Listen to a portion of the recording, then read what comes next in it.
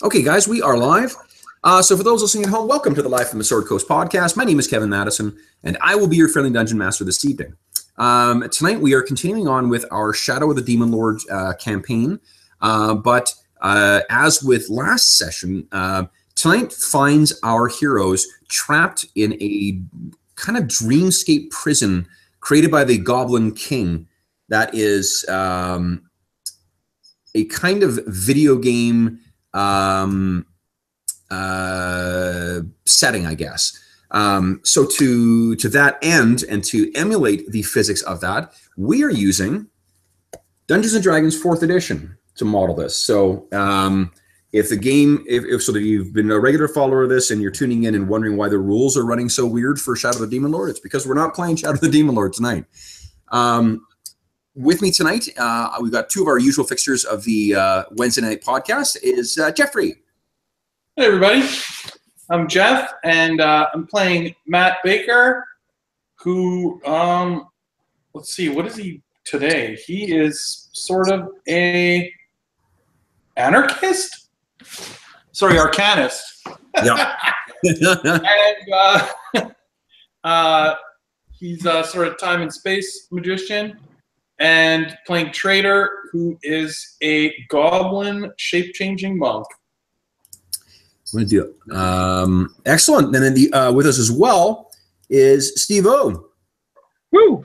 And it's D&D 4 time, and I'm playing a good old Junus and Millar and Hobie. Junus, the clockwork swashbuckling executioner. Well, not yet. Hobie, the revenant, and Millar, the changeling technomancer. Nice. I am just trying to screw with the opacity in this. See if I can't,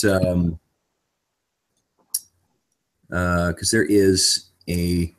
I look in the right thing here. Oh no, I'm not. Hold on.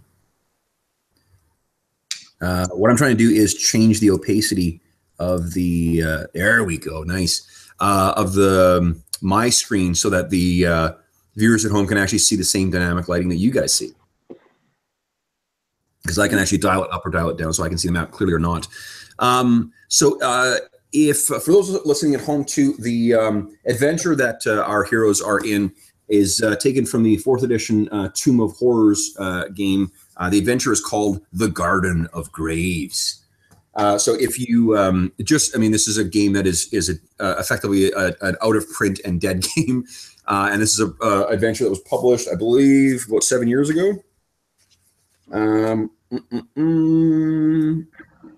Published 7 years ago, almost to the day.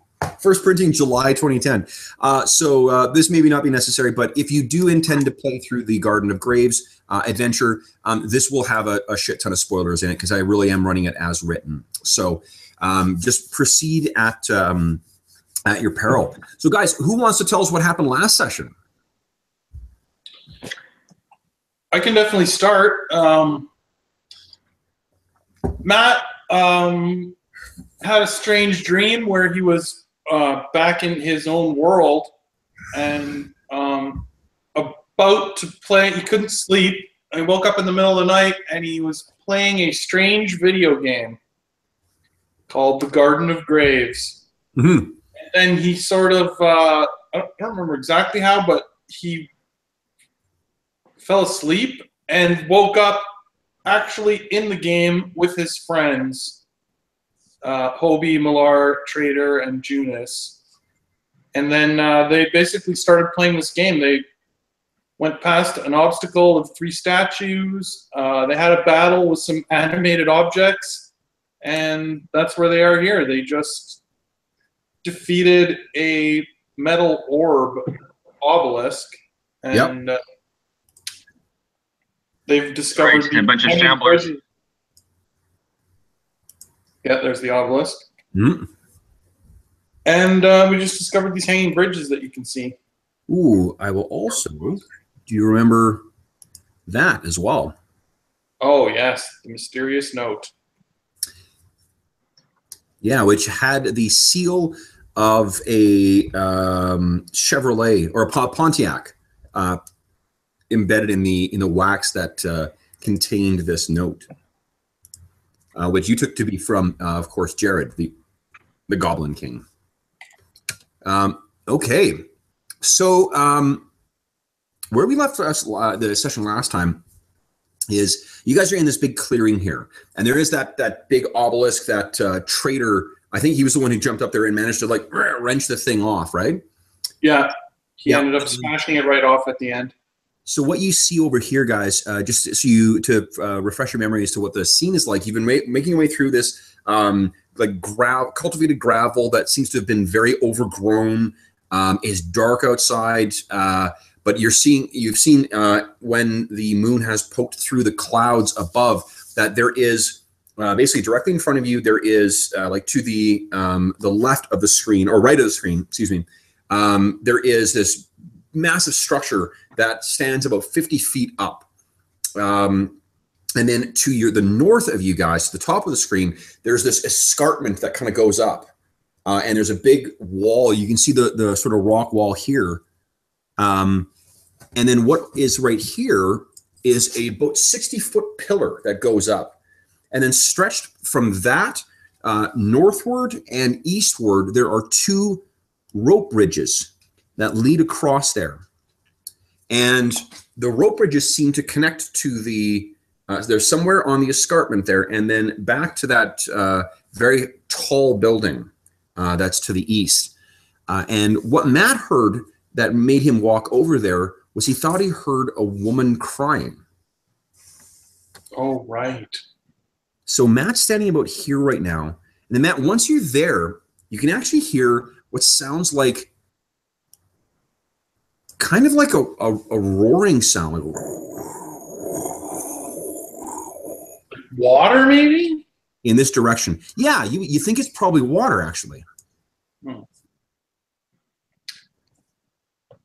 Okay, Matt calls out, okay, everybody, I think we should head this way. Okay. I hear some, maybe a waterfall. Okay.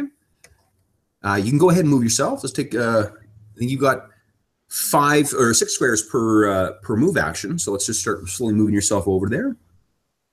Oh, wait. Is this actually a grid layout, Kev? It's not quite. Okay. Once you get inside, there will be. I haven't, with this particular map, I didn't set up the grid because it was just, I had started doing the dynamic lighting before I realized that it was off the grid, and it's just a huge pain in the ass to go back and do that again. Okay, so what you're seeing here, guys, as you're moving up, That would be here. as you're getting about there, you're getting closer, walking along there, Matt, and you can feel that your face is there's a mist of water that you're sort of walking into. And you pass, and on your right there is this dark, rushing water. It's about 10 feet across. Well, it's about 5 feet across. And your lights are just reflecting off of the surface, and it's rushing down. And you can see that roaring sound you're hearing is a small waterfall that is dropping down from somewhere above. It's about, I think it's about 50 to 60 feet above you, and tumbling down, and it's leaving all the rocks along the side as you're walking along. They're slick with the falling water. What you also see is it looks like there is some kind of up here. There's some, you can see the same slate gray walls of a structure. And you can also see back over here, there is there's that bigger structure, or the other structure you were looking at. You realize as well, as you guys are walking along, that back over here, I don't know, can you see that pin, guys? Yep. Mm-hmm. So back over there, it looks like there's a path that leads further to the east. So, and there's like not a path behind the waterfall or anything that there's not. No, it falls directly down from here. Okay. There's also a bunch of, you can see sort of as the water's splashing along and bring the light up, there's a bunch of sort of like tumbles of rocks that are down there right at the bottom. So, falling from the top down to the bottom would be a highly unpleasant experience. Matt laughs and says, sorry guys, I guess this is actually a dead end. Okay. Where would you like to go next? Down and to the east. Okay. Oh, shoot. One other modification I made, guys, is you will notice that every one of your tokens now has a second bar on top. Mm-hmm. That is for your temporary hit points. So we'll track temporary hit points that way. Oh, okay. Yeah, so that way it'll be blue, because this, to be honest, in this, there's a lot of different things that can give you 10 hit points in this, and we regularly forget about it. And it's, Right. for certain characters, it's a really important resource. So, yeah, okay, Trader, what you're seeing down there is there is a pathway leading up, and sure enough, there's that structure that I had mentioned. And as you walk up, this structure is swooping up above you, and there's big posts that are supporting this thing, like some kind of like elaborate, archaic, stilt house. And if you move a little further forward, I'm just going to move you a little bit forward here. What you can see is right around here. Can you see that ping? Yep. Yep. Right around there, there's actually a wrought iron staircase that is sweeping. It's a circular staircase that is leading up and inside there. And give me a sec here. The person with the highest, Hobie, you have the highest passive perception. You can hear a woman crying, the sound of a woman crying coming from somewhere up there. Oh, that's never good. It's soft. I'll mention. He mentioned that. He's like, "Oh, there's someone crying up there." Right behind it too. Where the staircase is, that small like stream seems to flow past the back of it and then down and then to your right there. You can see, or to the bottom, to the south of the screen. Nice. The murmuring stream. Yep. What are you guys going to do? Well, head up the staircase, I guess. Okay. What I'm going to do is we'll move everyone up here. So what you're seeing, I'll just position some guys here. So we do have squares in here, so I'll just try and get you guys to position yourself in the different squares as best you can. Okay, so we came up that staircase from below. That's right, yeah.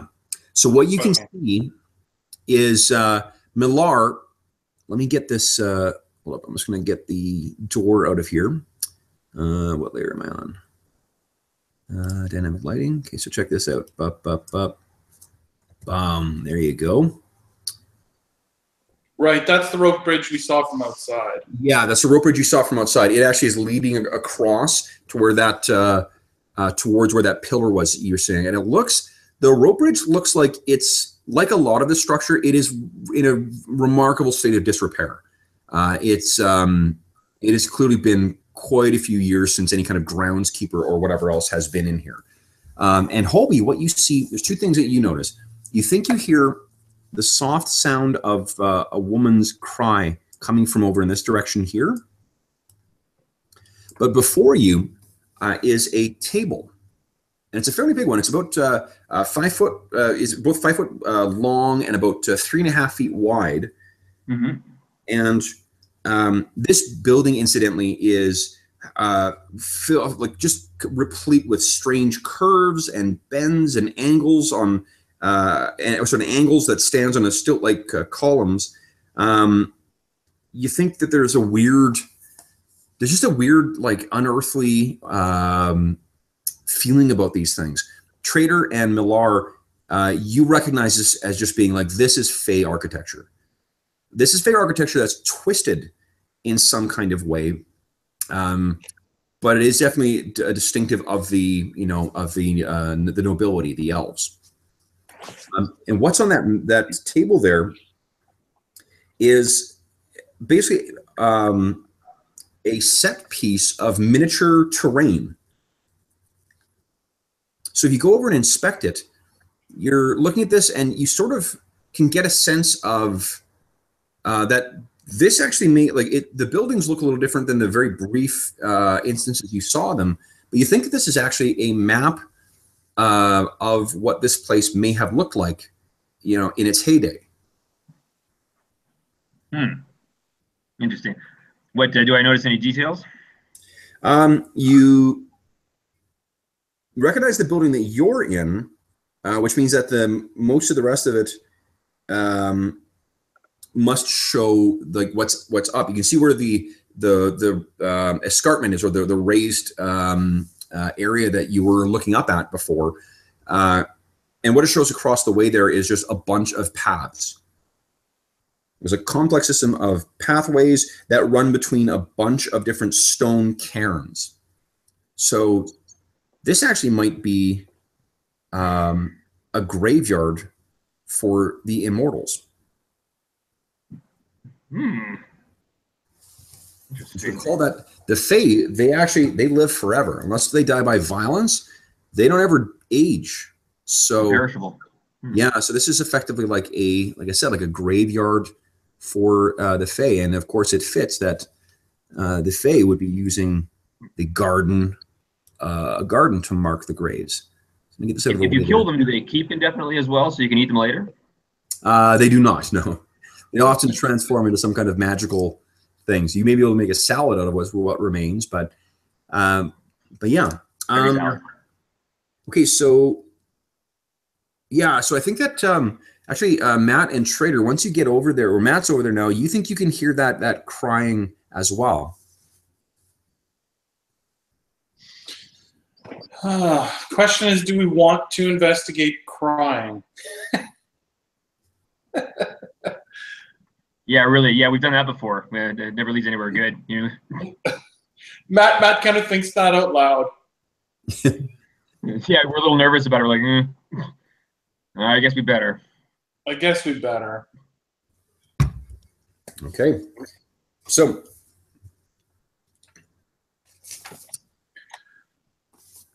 one sec here. All right. So you guys have all made your way in there, and you recognize that you can see what's on there. What it sort of shows is that,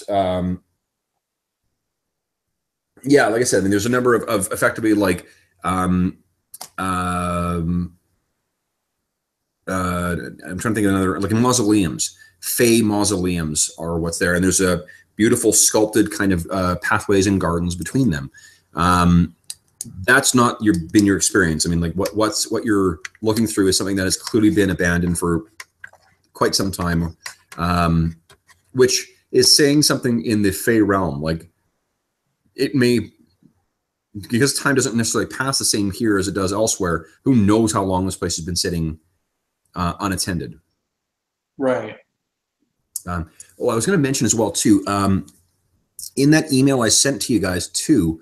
I did send links to the rituals that you guys have.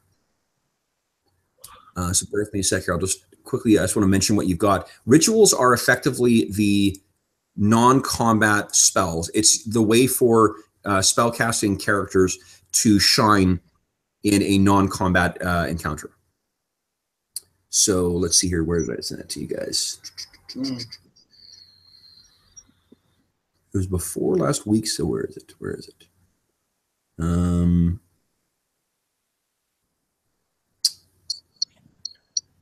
It's from August 13th. Oh, there. Yes, you guys replied to it. So No. there we go. Okay, great. Oh, that was the cheat sheet. Yeah, but it's the links to the rituals are in there. Are in the email? Yeah. Alarm, it says Matt's rituals, alarm, animate rope, comprehend languages, detect secret doors, fastidiousness, hold portal, last sight, vision, lullaby, and walk on water. Okay. And Malar's rituals are brew potion, create campsite, detect secret doors, eye of alarm, purify water, and read omens. Okay. If we work together, then Matt can walk on purified water. Yes. Oh, yes. I'm sorry, because I sent you an early one. That's why. Yes. Okay, great. So, yeah, each of those, if you click through, like I said, if you click through, it'll take you to the wiki where it tells you what each of those do, tells you what the casting time is. You guys can use 6 of these per day without expending any material components. You still have to take the time to do that, but it does give you it gives you other things you could try. So these are the kinds of things that you would use in other editions of D&D to do, like to set up traps or to, secure doors or whatever. So it's really only Matt and Millar who can use them. Technically, in the rules as written, Hobie could have learned primal rituals, ones that use nature as well. But I didn't want to burden you guys with, too many things to track in a new system. Okay, so who would like to make their way? As you can see in there, there is another rope bridge at the north end there. Oh, so we could have used walk on water to climb up the waterfall. I don't think you can climb falling water. No? That would be about as effective as trying to scramble up a landslide.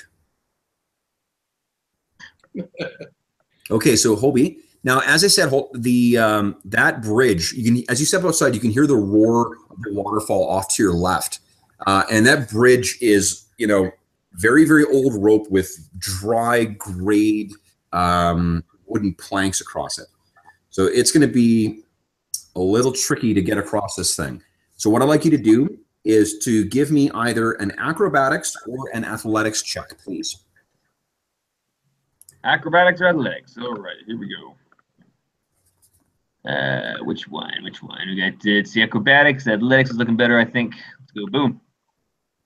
Nice. Excellent. Okay. So go ahead and scramble across there.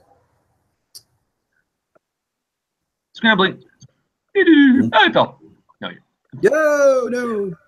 Okay, and we'll leave you right there at the door. Now, do you want to open that door, or do you want to wait for everyone else to get across? Do the other people have room on the other side of the bridge? Well, I think you should open the door and go stand, so that we're not all on the bridge at the same time. You definitely do not want to have everyone on the bridge. You don't need to make a perception check for this. For this thing, it was creaky, and there's probably one board that sort of gave way under Hobie, but he managed to keep himself steady. Okay, so let me hold up, Steve. Let me open that door for you, and I'll show you what is beyond. I may have said this many times before, but I love the dynamic lighting. You ready? Yep. You sure? No. What?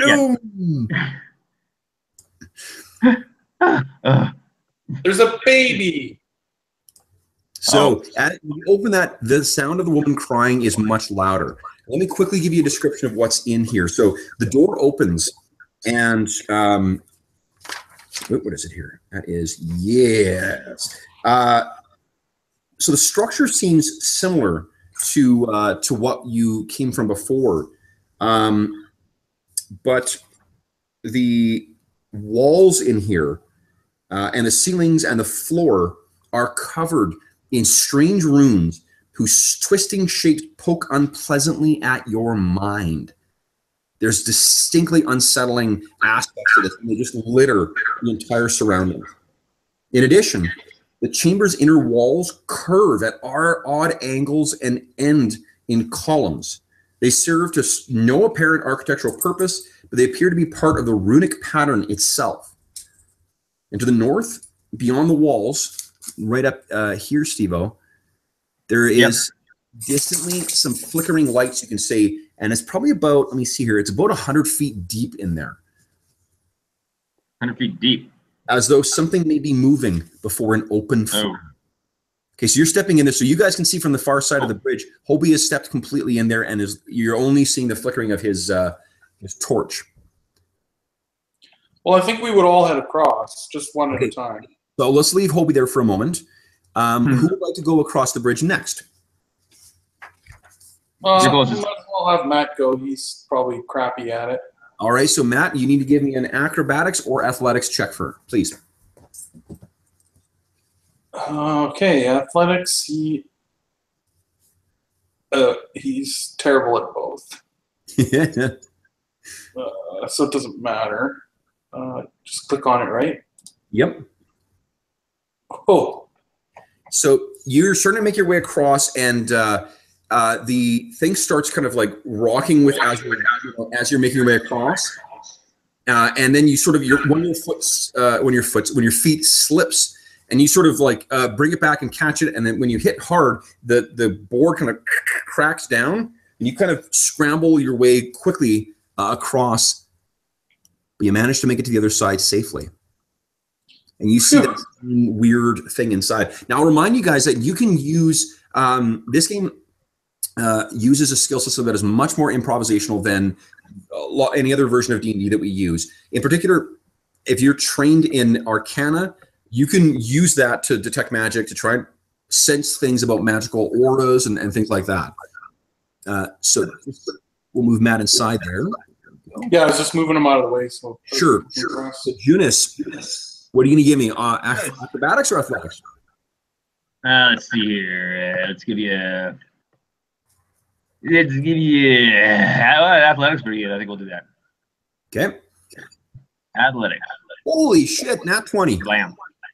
So you nice. definitely danced your way across there. No problem. He dances. Jonas has like little R2D2 boosters, and he kind of flies over the bridge. Yeah. Exactly. Well, this version of Junis is certainly a little more swashbuckly than the other version, although the other version is quite swashbuckly as well. Let's do Trader next. Yep, Trader's ready. He's an acrobat. Ooh, easy.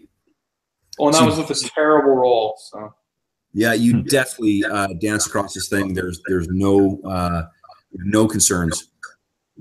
Some might say he's light as a feather. You could, yeah. Those bird bones of his. Okay, so then Millar, your last one of the dance. She's shy. All right. She's shy. And we will give her a. Where is it? Acrobatics. As with Matt, there is a moment where she sort of stumbles and falls to her knees, and then like misses the rope on the side, and falls through, but then manages to kind of grab the ropes attaching to the wooden planks and pulls herself back inside. She can hear the roaring of the water below her.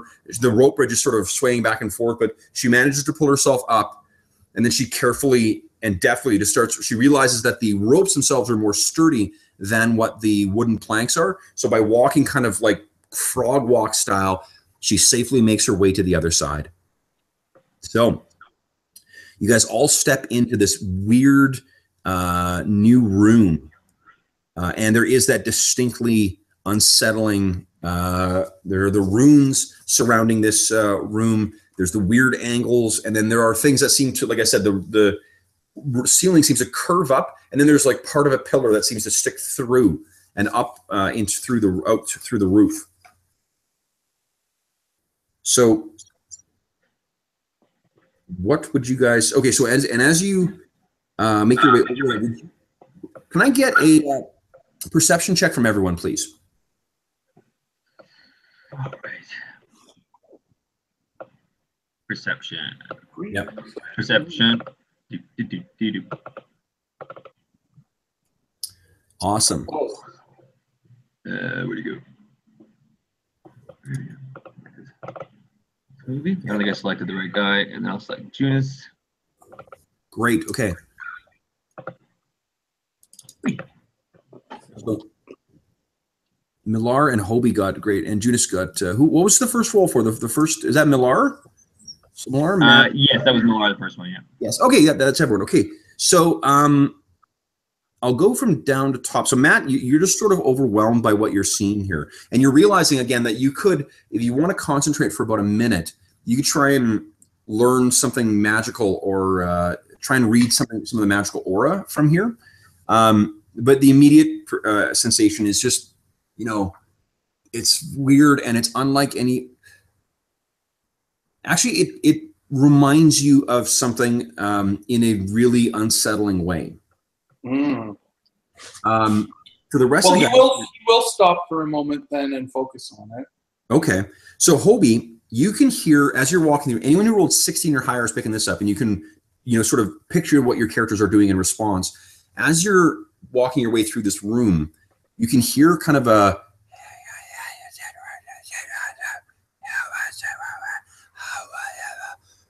and you're trying to see where it's coming from, and you realize it's coming from the walls themselves. Oh, that's creepy.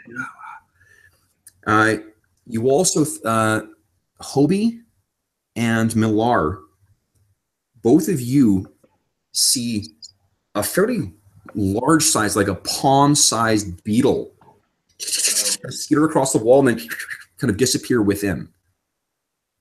And you sort of stop, kind of waiting to hear if you can hear the skittering of their legs across the surface again. But all you can really hear is again that,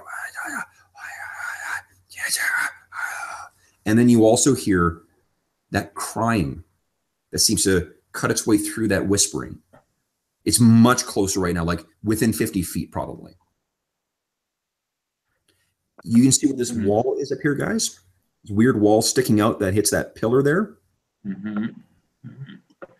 Beyond there, don't move in there just yet, but beyond there is, you can see there's that flickering of some light kind of around the corner and off, as if there's a firelight that has something moving in front of it.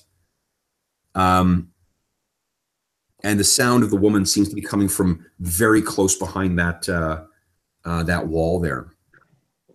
And then you hear again a skittering. You look around trying to see where it's come from, but you can't place it. So Matt, you said you were going to try and focus your arcane energies.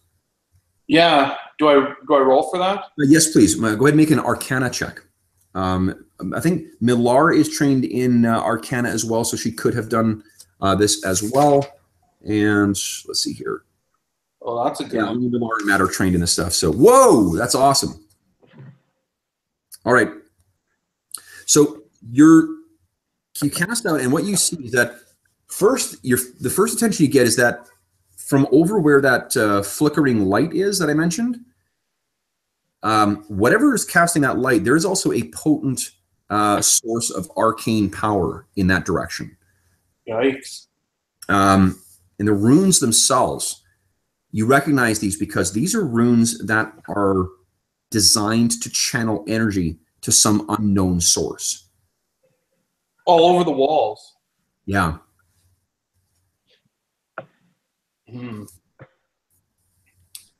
So, what are you going to do? Interesting. Does Judas have his lighting lamp? Kevin, are they actually speaking something? You can lean in if you like. Do you want to get closer to the wall? Yeah. I'll listen to it. Okay. So you carefully go in. And the thing is that it doesn't seem to matter how close you get in. It still sounds like it's just on the edge of perception. Okay. And when you it's not that I don't speak the language, it's that it's like comprehend languages. Would it maybe help here? Should I try it?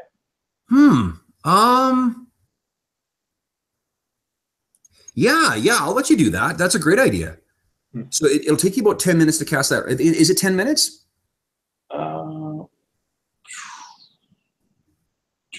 Yeah, it is 10 minutes. Okay. No, that's fine. 10 minutes is just like, that's really, you can easily take that time. Okay, so So what do you think are the, one of the things I like doing with the rituals is trying to think of what the casting style is for that. So how do you think he casts comprehend languages? I think he's got like a notebook that he opens up that like just looks like, nonsense scribbling on every page, but every page is different. Yeah. And he's just constantly flipping through it and reading it and listening. And to everyone else, it's sort of, looks like he's not getting anywhere, but to him, it's helping him understand what's being said. And as you're going through that, there is more and more, like there are snippets of words that are suddenly forming. It's like, that scene from the montage from 13th Warrior, where Antonio Banderas' character is slowly learning the Viking language. Yeah. That's what you're going through basically, is like this whispering is starting to, slowly piece together more sense. And what they're basically, the gist of what's being whispered is phrases over that sound more like a prayer or like an invocation. and it's saying things like, "She comes, she offers obeisance to him, for him, all for him. He comes, his glory." So, Wow.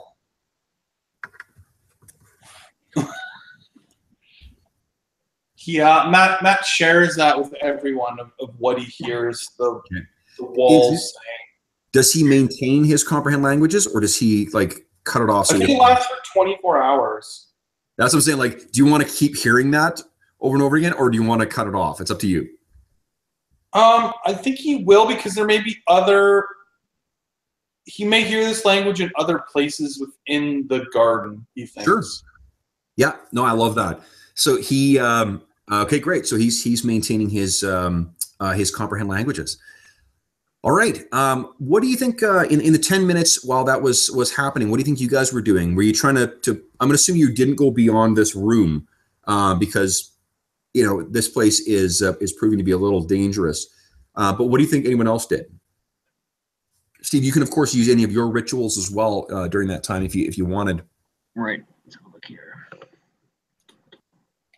I'm not suggesting you have to, or that there is one. Just that I want to remind you that that option is there. Right. Don't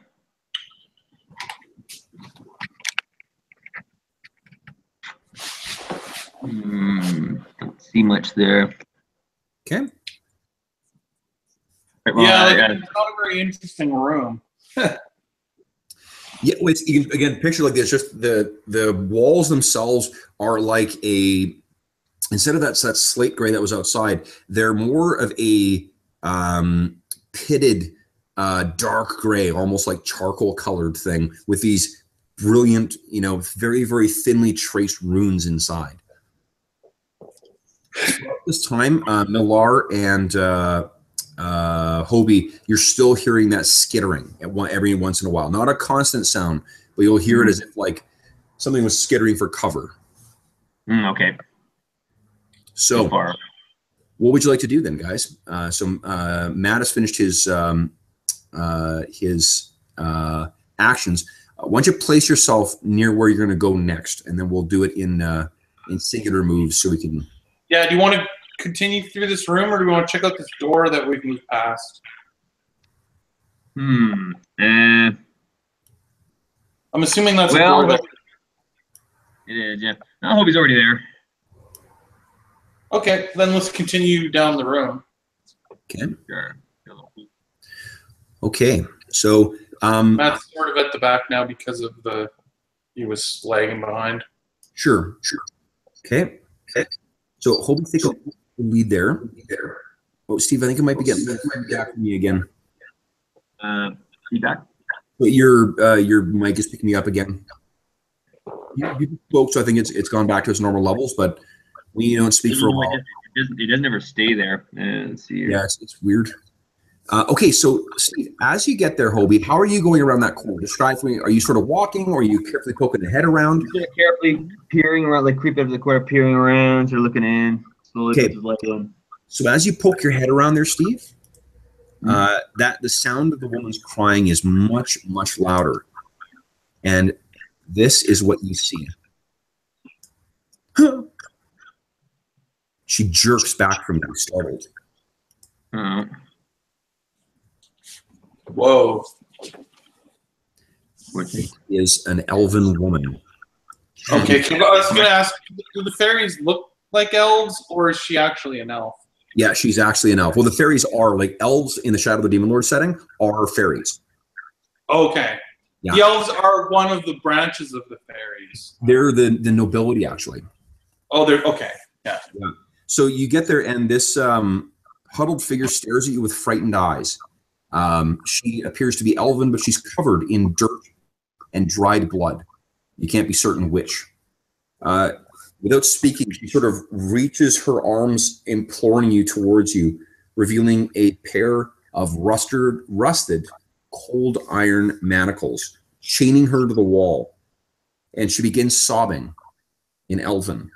And I think that Traitor and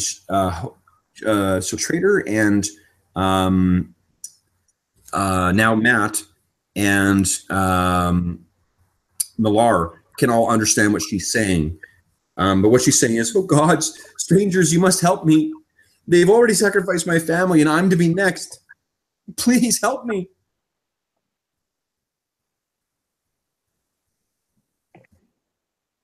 Hobie. Do I have something to detect whether she's sincere here? Well, Tony, your passive perception is actually a 19. So that's actually good enough to tell. You think the manacles that are chaining her, they may actually be fake. Interesting. Would I get to look the rest of the game. Can I get from Hobie doesn't actually understand what she's saying. She's just sort of like talking and whatnot. And he doesn't quite. She's right here, incidentally. I think you can picture where that is. Right, like chained to the wall there.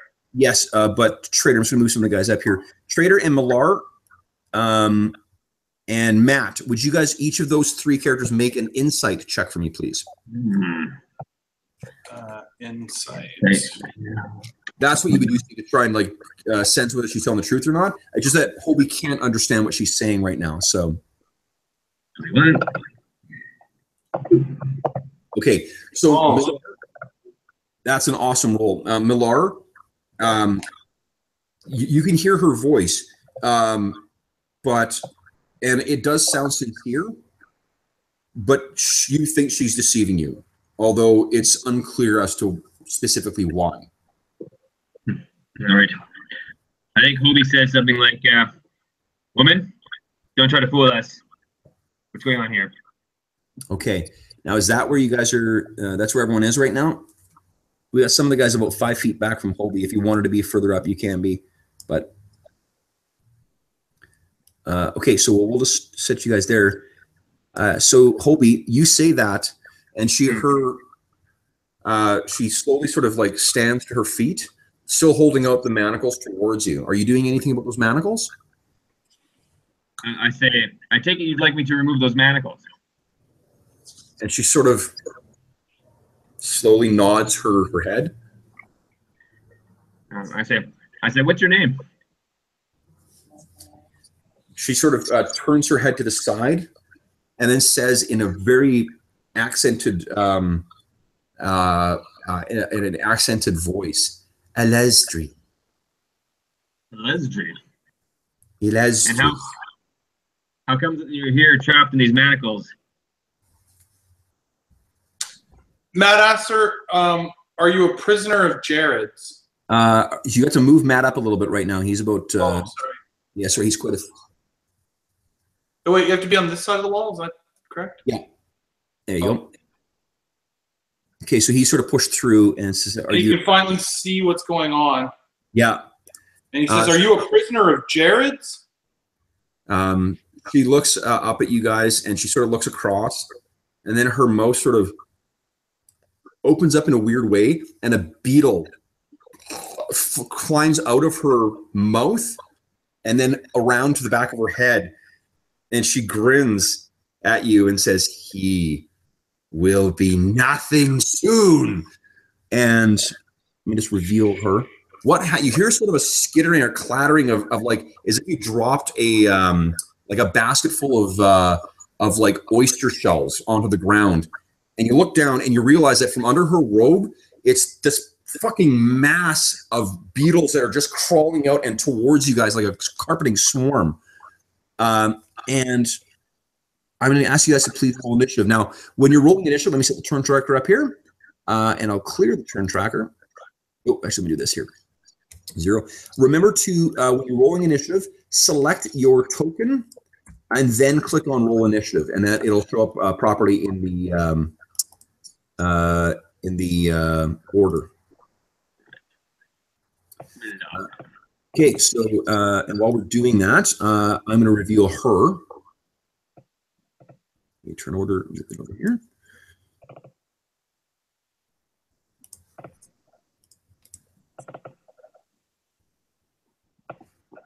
Boom, there's her.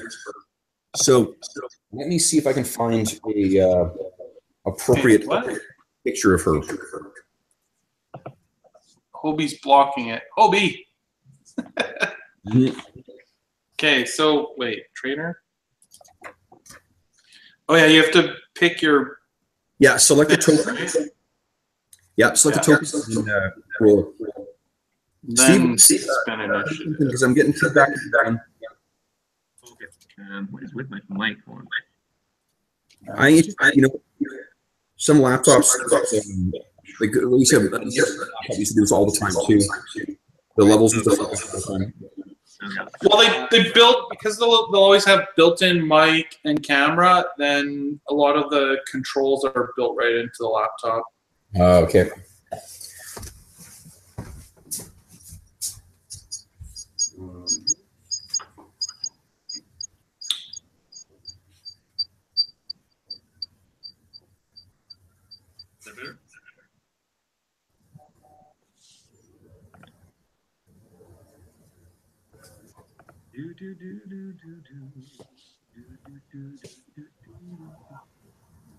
So I'm just trying to find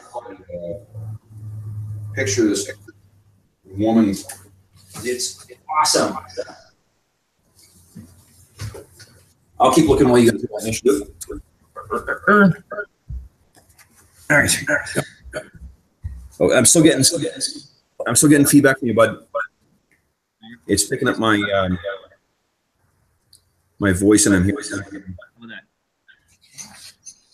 So this guy, sorry, I mean, this is what she looks like.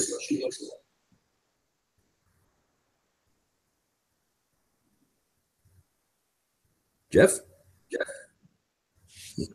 Oh, wow. Cool. Yeah, she's like, it's as if she was made of crawling beetle swarms. All right. Oh, I need to. Nice. All right. So sorry, I just heard from my friend. His vehicle broke down in the city. Oh shit. Yeah. In Winnipeg? Yeah. Oh, that's not Like good. went in for a doctor's appointment and had to leave it there. Like that much broken. Oh fuck. Yeah, that's shitty. Could be transmission or engine or something major. So that's terrible. You got to pay for back here or back here. Yeah. Gross. Not what you want to have happen. No. Okay, so +2. So she actually only got a 4. So let me. She's not very fast. I rolled really cool. She is chained to the wall. Yeah, she appeared to be chained to the wall. Oh. Okay, I'm open the turn tracker up a little bit more here. So Leslie has her turn now. I'm descending. All right, so Matt, you are up first. Again, guys, I'm going to ask for your standard actions, and you'll just tell me if you're doing a minor or a move as well. Right. Her and clear here. Like, clearly, she is an enemy. Yeah, if you want to, here's what I'll let you do for. If you want to spend a minor, you can try. I'll let you make an Arcana check, see if you can identify what she is, or actually Arcana or Dungeoneering. Oh, yeah, that would help because so Matt will roll Arcana. Okay. He's actually good at both. Nice. So this is a Lamia. A very vicious, sort of demon-influenced fae. Okay. Matt is going to use Temporal Jolt. Okay. So go ahead and click on that.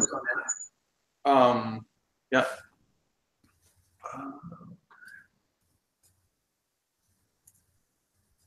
Wait, which one?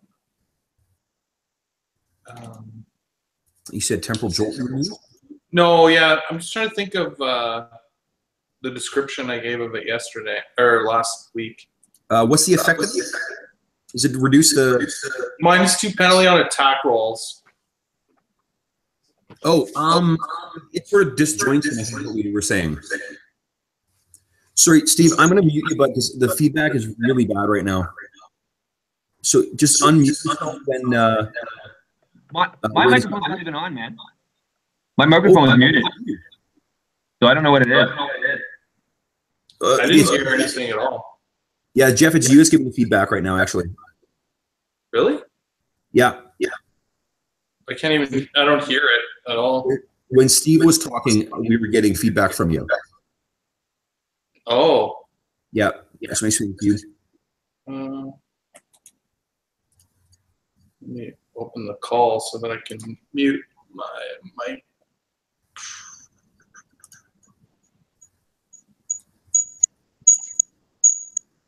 Let me see here. Yeah, I'm still getting feedback. Steve's muted right now. Okay, now you're muted. Now I'm not getting feedback. So I think actually today it's you, Jeff. Hello. Yeah, because we're getting Steve's back unmuted and I can't hear him. So I think it's yeah, it's coming from you. Maybe it's the new TV. I don't know, but in any event, I might have just set the volume too high. Oh, okay, got it. I can still hear feedback. And the combination of a sensitive mic and a separate audio source is causing the problem. Let's see. Nope. Never did that before. Is it in TV or? Look, I don't hear anything. Yo. Yeah, see, I'm getting a feedback from echo from Steve as well. That's super weird. Yeah. Well, in any event, okay. So Matt, yeah, Matt, that's that hits for sure.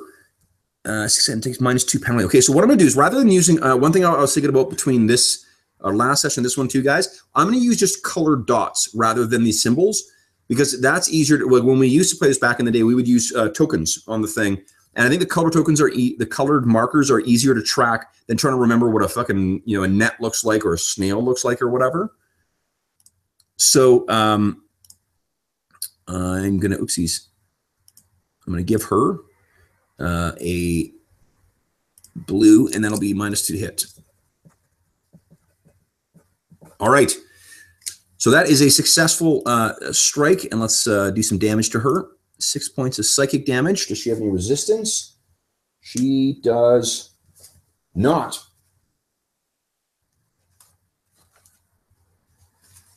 Attention, melee and range. Okay. What you realize, Jeff, is as the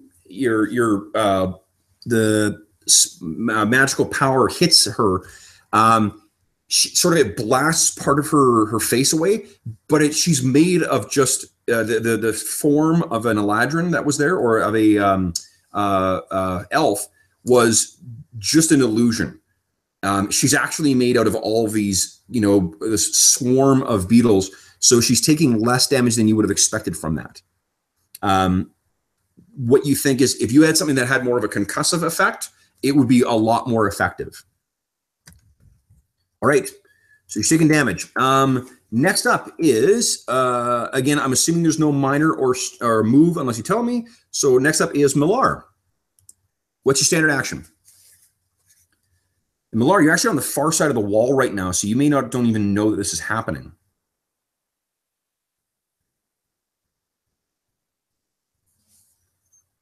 Okay, now hold on, Steve. Let me think here. 1, 2. Well, you would have heard Matt fire his gun. Yeah. And so to move from where she was, it would have been 1, 2.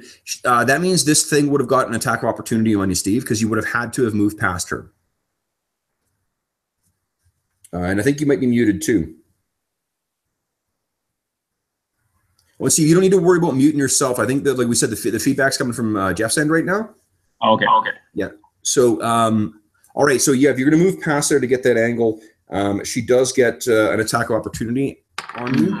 Let's see here. That's 19 versus Fortitude. Millar's Fortitude is, yeah, okay. So as you're walking by, there is this swarm of beetles that just crawl up. They fell out from beneath her dress. They're crawling up on Millar, and she takes 10 points of damage, and she is dazed. So what I'm going to do is I'm just going to move her over to here, Steve, because do you want to be there or there? It would take, sorry, where's the wound again? The enemy's right there. Oh, that's right there. Okay, oh, I see. Yeah. So it would be one of what it is. That would be the nearest clear square is either this one here or the one right next to it to the left. Sure, that's fine. Okay, so she takes 10 points of damage, which I think bloodies her, doesn't it? Ouch. Okay. Oh, maybe not. No, nice. She's not bloodied yet. Right. Okay, so and she is dazed. We'll make the dazed will be yellow for now. So what dazed means is she can take a standard action or a move action. Now she wasn't dazed at the start of the round, so I'm not going to penalize her for that now. So she still will get a standard action if you want. Nice. Oh, you mean next turn? Okay. Yeah. So what would you like to do? Let's see here. She will. She's just What's the green token for? That was just so I make sure that I get the moves in. That's a quick move, I guess, by Junis. No, please don't use those things. Oh. Because I'm going to be using the colored things to track effects. That's why I put that yellow on her. Okay. I put the yellow on Millar so I know that she's dazed. Okay. So sorry, what we try? How do I mark a quick action for Junis then? Sure. What do you want to use? Junis will he'll do his attack. Well, it's not his turn yet, so yeah, okay. Why would you think that? Remember the things that you can do on anything that any of your characters can do on other people's turns are your reactions, and almost all those have triggers. So if Junis, I just want to mark him so that he's marked by the time it's his turn. That's all. No, the way that he marks people is by making an attack against them, whether he hits or not. Gotcha. I mean, just to make sure that it was a quick move or a slow move, or a minor. Sorry, it's a free action, but it's on his turn. Same thing with Hobie's. Okay. Yeah, the things. Okay. So how do I mark what kind of action I want to take? So what you could have let's say Steve, let's say I had missed Millar. You're absolutely right to think that Junis could have jumped in. He could have used his parry and riposte. Okay, cool. That's interesting. Good to know. That would have happened. And then likewise too, Matt's thing could have triggered as well, and he could have shifted a target 7 squares. Yeah, man. Right, but someone needs to miss first in order for that to happen. Okay. So this is Millar's turn right now. What's she going to do for her standard action? Okay. Now, sorry, does each character get? We don't have to mark the characters like whether we want to take a standard or a minor or. You take a look at the turn order, Steve. It tells us whose turn it is. Okay. Well, Millar she will cast something. She is going to cast a Ray of Frost. Boom. Okay. Go ahead and make your attack roll. All right.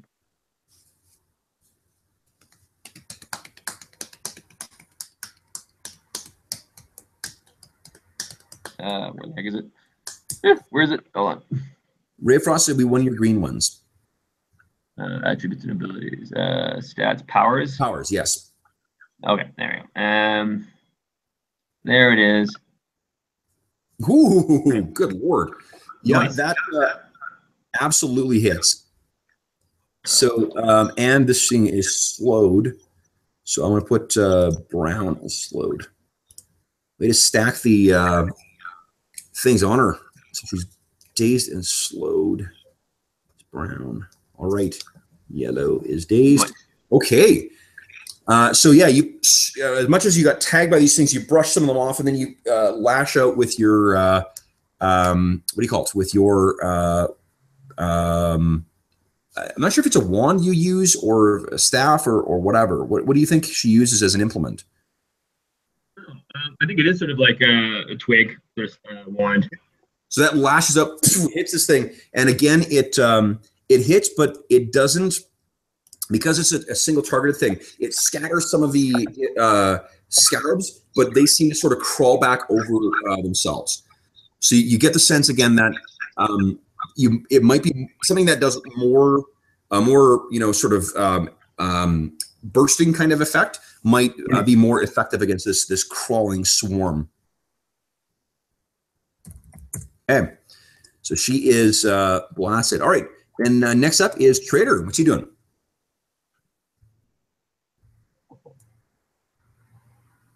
First, he's unmuting.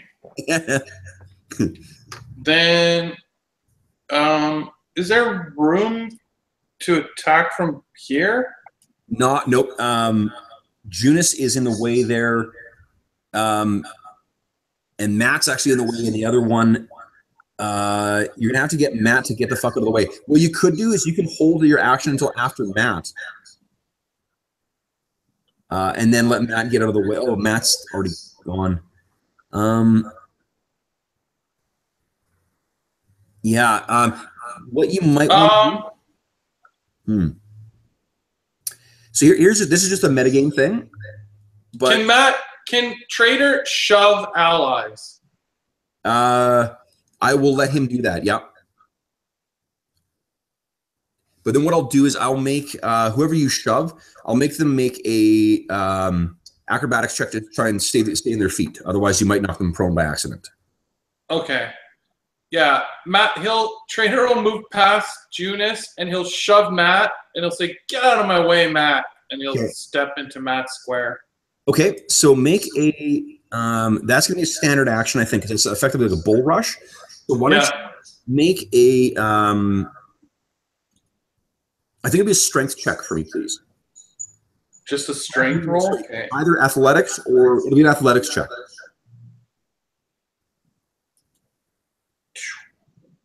Athletics, absolutely. Matt's 14 to 13. So you leap in and shove him back, and he sort of like, whoa, what the? And I'm not going to make you roll to. You've spent your standard action doing that, so that I'm not going to make you roll. See if he falls down. Yeah, that's fine. But you're in there now. What I was going to say before is that just as a metagame thing. Alestri doesn't get another attack of opportunity because it's already gone off this round.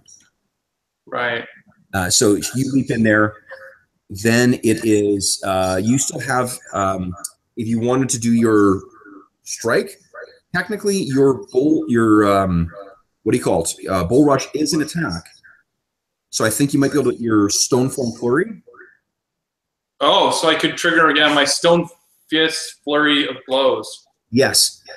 You can click on that. I think you'll do, and it's 10 damage to a second target rather than the first target.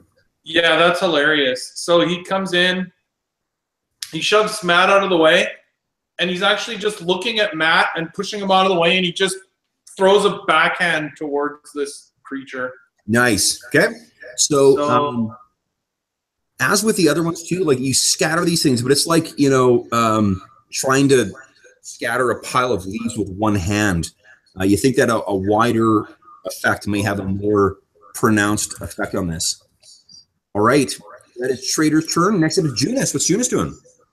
Junus is going to kick some butt. Sorry, that's what said Trader. Where's oh, here he is. He's going to, he's going to do his dual strike, I think. Why not? Yeah, okay. Is there feedback again? Should I mute? It's not too bad. I can still hear it, but it's not as bad as it was before. I listened to last session and it was so bad, like I couldn't understand what I was saying at some point. Just because the mic was cutting in with the echo rather than picking up what I was saying. Okay. From here, I don't hear anything at all. Oh, you'll also have to trust me on it. All right. I believe you. I'm just saying it's might not be that bad. Awesome. Okay, so Steve, that is the first one hits. The second one, unfortunately, does not quite connect, which is a shame because that was. But you did do 12. So again, as with the other things, it's you're cutting through part of this, but she's just like you seem to be scattering her around more so than actually doing an awful lot of damage on her. And let's see here. That's okay. So it's 2, 2, 4. All right. So, Junus, do you have any other actions? Now, because you attacked, you can mark her as a free action if you want. That means, so if she attacks that doesn't attack that doesn't include you, you can shift her. You can attack her first off, and then you could shift 2 squares as well with that acrobatic strike. Okay, so she's marked by Junus then. I'm just going to mark that down on my stuff. So, and only one person can mark at a time. So if Hobie uses his, then his mark will supersede Junus's one. Okay, but I'm assuming that's everything for him then? It is. Next up is Hobie. What's he doing? Hobie is going to hit it on. He's going to, what's he going to whack her with? Warden's Fury? How about that one? Sure. I can't remember what it does, but I know. Oh, never mind. Let's try another one. Warding Touch, Daughter Creeps. He doesn't really have a. No, he does have his club, doesn't he? Battle Axe. Battle Axe. Okay, let's whack her with the Battle Axe. No, use one of your at wills instead. I'm not trying to tell you how to play, but your at wills do at least as much, but generally have an extra effect as well. Okay, let's see. Like, remember that in this one, even little things like, shielding your allies or something like that is something that helps. Okay. And these little incremental, it's kind of like letting the pennies take care of themselves and the dollars will follow. It's a similar kind of idea. We have a basic, I've seen close bursts here. I guess I just use those. Okay, fine. I'll use my burst. Blam. No. Okay, Steve, you got to read what they do, man. Take a look at take a look at the cheat sheet. That what you just did was something that would have is only usable once someone's marked.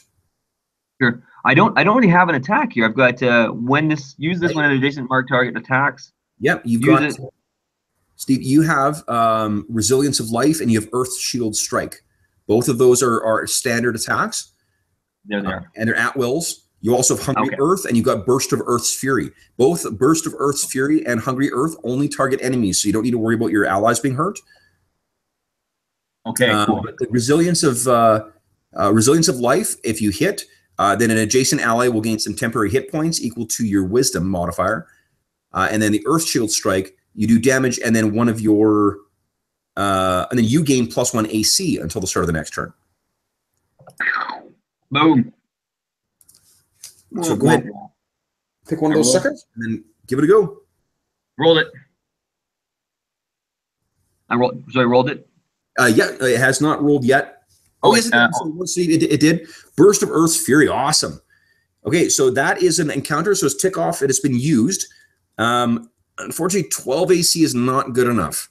So your thing's charged up with power, and as you hit the ground, the insects can like go up and land. But it doesn't seem like they're actually affected by it.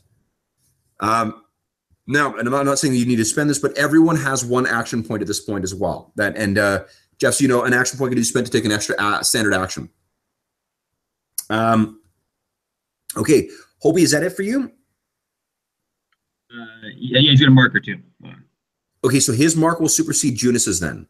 Oh, no, Junus will leave his on. Okay, so he doesn't mark. All right. Okay, so then it is Elesdri's turn. All right, so she's getting battered and hit back and forth. So what she sort of like pulls back and then reaches out like that, and the swarm of beetles just sort of like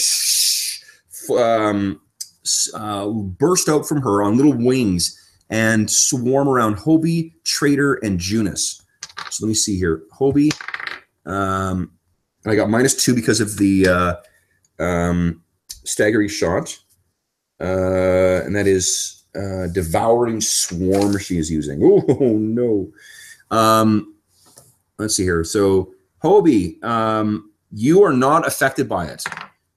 Oops. Shit. Oh, fuck. I don't think that Traitor is either. I rolled terrible for that. Traitor, you're not affected either. And then Junus, just barely. Your fortitude is really good with Junus. So you are hit And you take, let's see here, 10.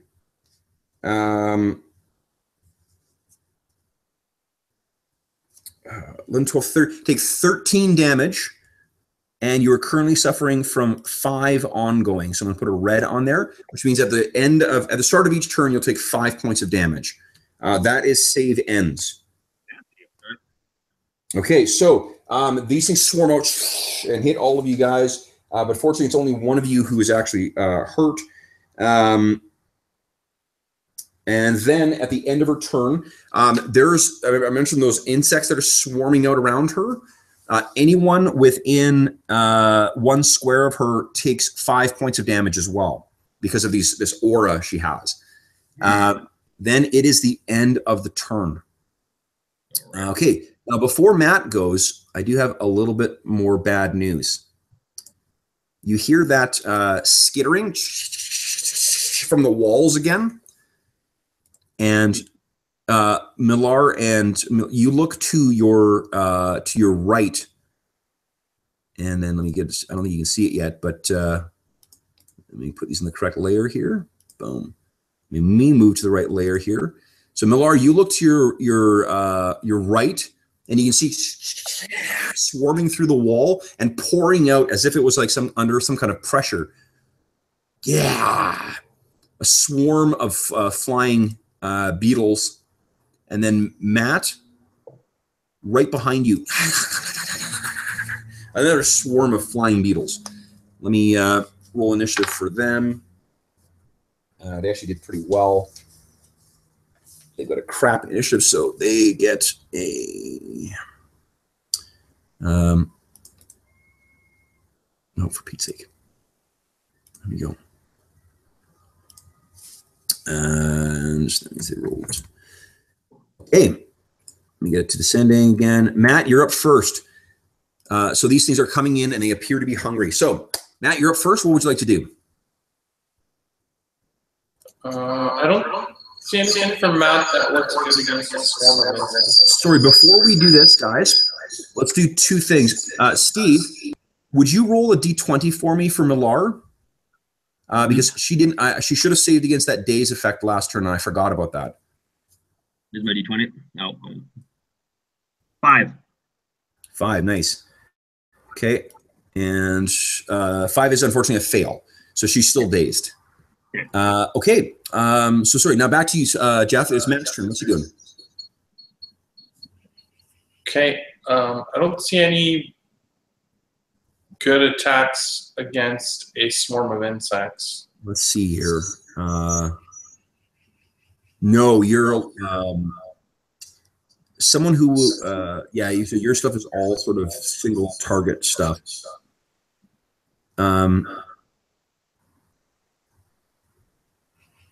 Yeah.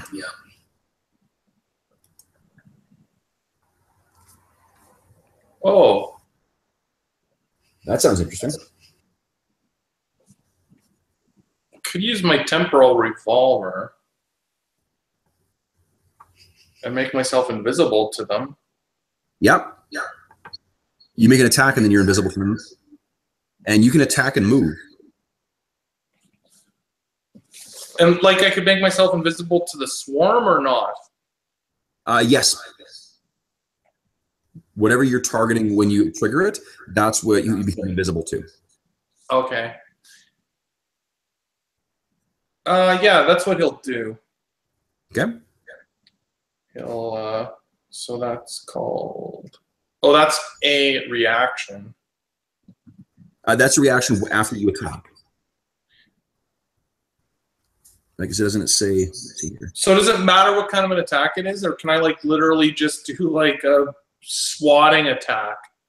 You could just do a swatting attack, but generally speaking, any of your abilities, especially your at wills, they're better than nothing. If what you're trying to do is to do some damage to them. Plus, your abilities are really great at adding debuffs to the enemies. Okay, I'll try using impelling force. Ooh, cool.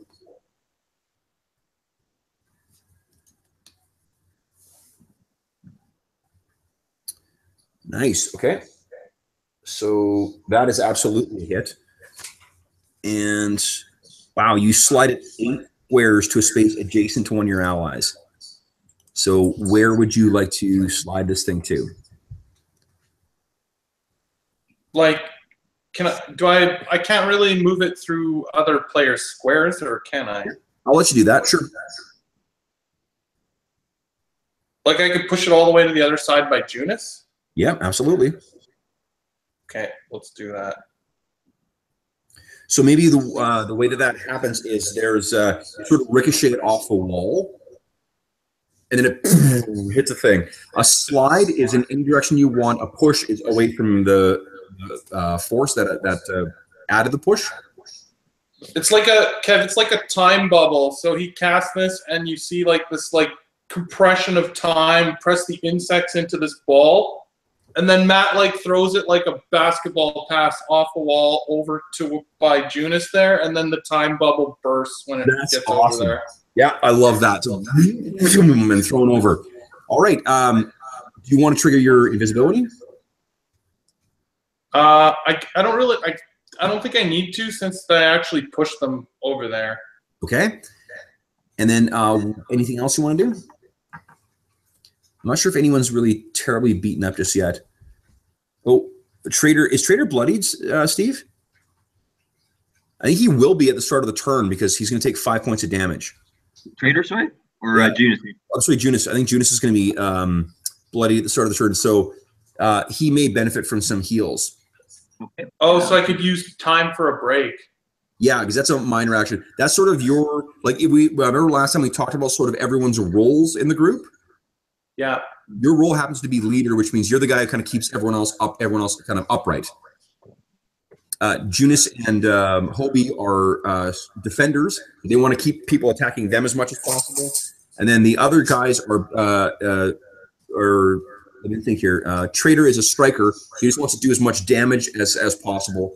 And Hobie, or Malar, I should say, Malar is a controller. She can do shit to control the battlefield by shifting people around or whatever. Okay, so Matt will use time for a break. Okay, so that means here, I'll put it on the screen for you. Yeah, screen. So Steve-O, and then go ahead and roll a. So you get. Oh, sweet. The one sheet says +5. Oh, because I fucked. That ability says +4. Yeah, it's +4, not +5.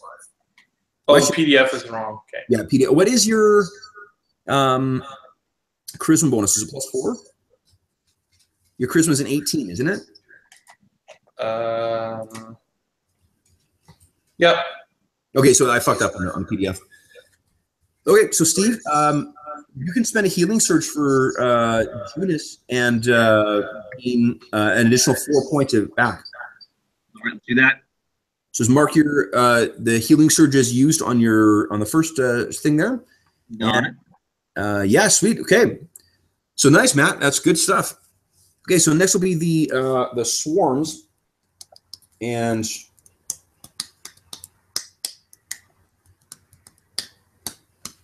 all right. So these things will swarm in on Millar. Yeah, and these ones will, I guess, attack Junis now. First one. Fuck, I gotta stop rolling in the goddamn corner of the thing. I keep knocking shit over.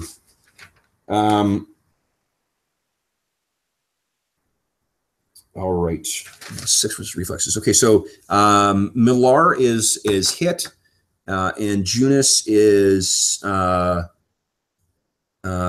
just barely hit as well. So that means Millar, you take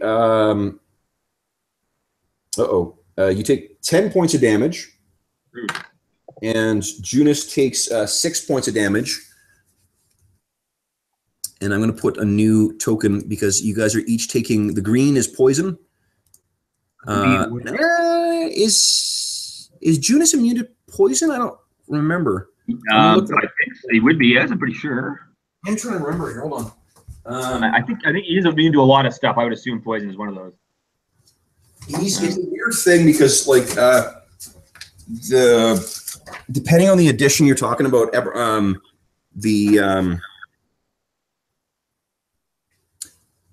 You do have +2 against any ongoing damage. Okay. Oh, nice. And you've got, take a look at your reactions too, Steve. Or sorry, your minor actions. Check out. There's one in particular I'm thinking is pretty freaking useful for you here. Resolve, personal. Use it to gain temporary hit points. I like it. And keep reading. And sorry? And there's another effect. Keep reading. If you're bloodied, you also regain hit points. Oh, nice. There should be one more thing in there too that I think you might be skipping over, or I may have it. Get a saving throw. That's a good one. Jeez. What do you call it? Yeah, against an ongoing effect. One effect that deals ongoing damage. All right, let's do that. Okay, so you don't. That's a minor, so it has to be on your turn. I just want to flag that you've got that. All right, so those two things, those swarms have come in and they're stinging you guys, and you realize that these things have some kind of like wasp-like or like scorpion-like stinger on them as well. These are horrible amalgams of like the worst parts of insects.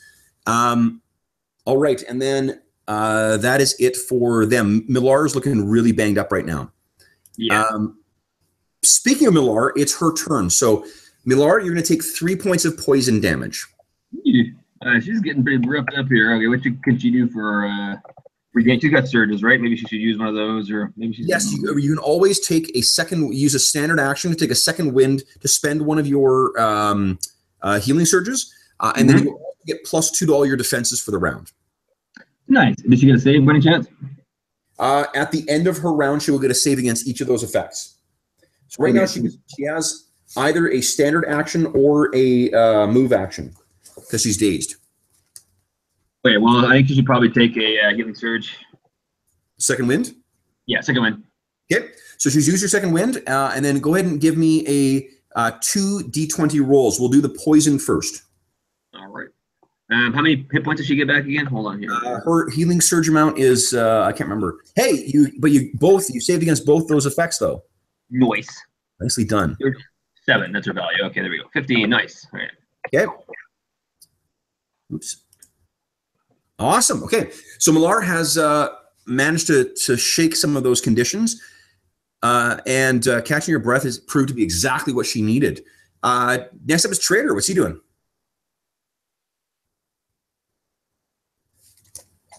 Okay, Trader is going to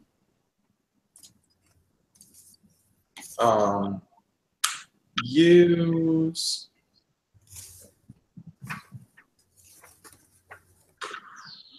for his standard action Raven's Wing. Nice. So that's a burst action, isn't it? What's that? That's a burst action? Which one are you doing? Burst. Is it?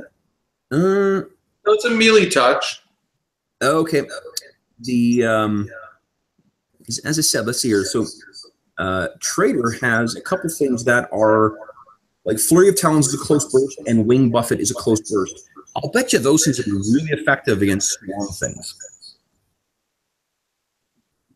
Because you're hitting a swath of area rather than one individual target. Oh, right, and this thing acts like it's made up of. Oh, right, okay. Yeah, I see what you're saying. Yeah, sure. Yeah, let's do that. Then let's use sort of format here anyway.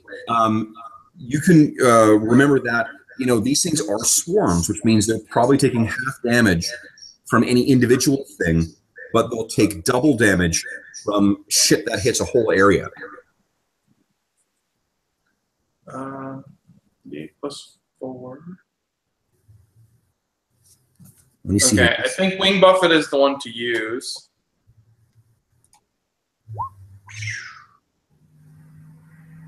Okay, but so remember that it's a close burst 1, and you're not actually the only thing you're next to. Oh, you're trying to hit Leather Street, right? Yeah. So, okay, sorry, I was what the fuck I was thinking there. All right, that's awesome. Okay, so you lash out with your wings, furious at this swarm of things coming in, and you hit. So that does, wow. way more, that's much more effective than the attacks you've been doing thus far. There's a huge chunk of her swarming form that you've taken out. She is down to, let's see here, that's, there you go, boom. It's tough to see her, what do you call it? Oh, actually, she shouldn't be slowed anymore. And he also triggers this. Yes, right. Okay, so that will be another bit of damage there. Terrific. Okay, so you swoop through and swarm, take a bat some bunch of these insects around, and clash. Bring your claw in and take a couple more of them out. Your claws are now just sopping with the guts of these swarming insects. Is that it for him, or does he want to use? Yeah, because your wing buffet allows you also to choose an enemy adjacent to you. And then you can move 3 squares. Oh, I guess, yeah, it doesn't really matter here.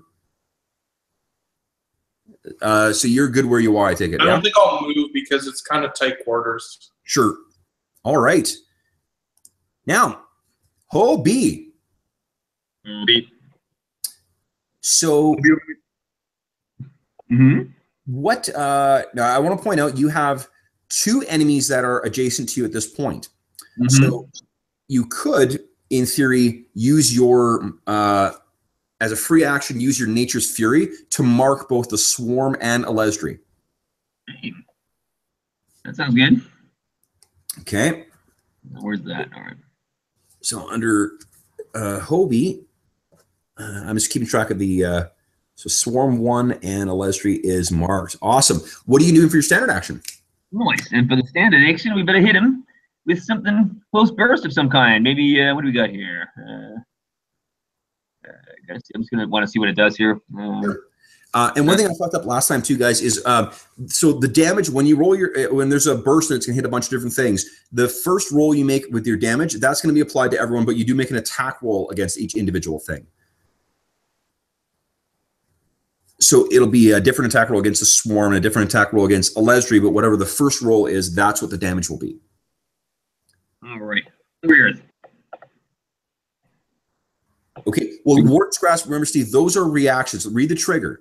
The trigger is an enemy marked by you. Your Warden's Grasp and the I think it's Nature's Fury is what it's called. Those are 2 things. Those are the 2 ones you can do when marked targets do shit. That'll be not on your turn, on someone else's. Basically, your reactions, you can almost always assume it's going to be on someone else's turn when those trigger. Hungry Earth, I can use it when I'm surrounded by foes. Well, I guess I'm not surrounded. Wow. I mean, I can use Hungry Earth. Yeah, absolutely. Yeah. Okay. Absolutely. And that will be remarkably, if it hits, it'll be very effective against these things. Rock and roll. Boom. So I'm going to assume that's against Alesdri. So now roll a second attack. Roll that same one. I'm just going to see if it hit the Swarm. Yes. Nice job. Okay, so it's 8 damage to both of them, which I can tell you is doubled against these things. That's 16 means that's down to 9. Okay, there we go. And Alesdri, woof. She's not going to like that. 1. All right. She's getting pretty darn close to bloodied here. So you're just fucking battering her. She is not happy. Okay. Until the end of your next turn, each square is great, difficult terrain too. Cool. Okay. Is that everything for you there, Steve-O, with Hobie? I think that's it for old Hobie. Okay. Next up is Junis. Now, at the start of his turn, Junis is going to take 8 points of damage, 3 points of poison, and 5 points of ongoing because of that attack that Alesdri did. Weeks, right? Junis. Okay, and then what would he like to do? Dual strike, footwork, lure. Geez, I guess you could do like a. I could do footwork lure and move her out of the. All right, can I do that? I wonder. It's a tough place to do that. Like, you guys are so cramped in there. Right. I can't, because I can't really move her through the Swarm, can I? You could move her through the Swarm. Or can I? It's a Swarm thing, you know, like with a solid creature, I wouldn't let you do that. But with her, how far can you slide her? Is it 2 squares? Hold on here. So forward lure, hit 1 target for weapon damage, shift 1 square, and shift him into your square. Interesting. Okay, so you just swap positions with her and get her for. It would just be swapping positions, basically. What do you think? I kind of puts it. It doesn't really matter, does it? No. Let's see here. That's dual striker. That's it. What that would do, Steve, is it would get you away from that from Swarm 2. That's a good point. Okay. All right. Here we go. All right, here we go. Where is it? Falling Fury. Come on. Yeah. There we are. Footwork Lure. Roll. Holy shit. 29. So that absolutely hits. It doesn't do as much damage as you might hope, but 1 second. So it's 1. Wow. Yeah, great. Okay, so I'll just swap places with you guys here. Why don't you give us a cool description for that? Okay, well, he sort of he hits her, and she and makes it look like he's off balance, and so she goes in for a strike, and he steps back, and she sort of stumbles forward a little bit, and then he definitely sort of steps around her. That's awesome. Okay, so the bulk of her swarming form is now off balance and sort of, standing next to or blocking the way for the second swarm from getting in. That's awesome. Okay, now would you please give me roll 2d20s? First one will be for poison. Let's see if he ends those 2 effects. Steve. Yep. I forgot. You did have a minor action that you didn't use, and you talked about the war. Yeah. So would you like to? What I'll allow you made one of those saves for sure. You failed one of them, but if you had made if you'd used your Clockwork Resolve, that would have been as a minor action. That would have allowed you to make a save against it, and I think you get. Is there any pluses to it? And you have a saving throw ongoing. No, because you're Clockwork. You also have +2 against ongoing damage for +2 against save. So you just need to roll an 8 or higher to make this save. So yeah. And my thank you. And my I'll take a surge. And wait, do I spend a surge when I heal, or do I don't think so? No. You just that means you're not heal. Oh no, what it doesn't give you. Surge value 9, so I get temporary, and I get real. Oh, sweet. Okay. So, yeah. So the real, you don't have to spend healing surge. You just get that, and then for your temporary, put those in the blue and make sure in the blue bar, and make sure you use those before you use your other hit points. Ready, Roo. Okay. All right. That's awesome. So Junus is complete. It is Alesdri's turn now. All right. So Alesdri is. Let's see if her power recharges. It does not. Oh, fuck, that's a, yeesh. She is fucking mean. This game is based, or this thing is based on, like, the theory of killer dungeons, or the theme of killer dungeons, and it does not disappoint. These overlapping auras and shit are just brutal. Okay, so she didn't care for that all that much. I think what she's going to do is she's going to try and hit... Traitor, and she will use her what do you call it? Her regular Cursed Touch. 15 versus Fortitude. Traitor. Oh, just hit. All right, so Traitor, you take you take 8 points of damage. And you are dazed, so you will only have a. Oops, where am I here? Oh, for fuck's sake! There we go. So you're dazed, which means that you can take a standard action, and that's it. And then I'm going to spend one of her action points and do another action. This is instantly, Matt. You will know this is a solo monster, which means that this is something that is designed to be a challenge for 5 players at once. It's a special kind of mon, like a boss fight. All right, so the next thing she's going to do is...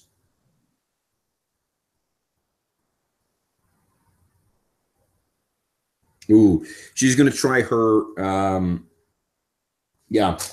she swarms out again, but it's more of a disorienting thing. So it's against plus 10 versus will. All right, so that means Hobie and Trader and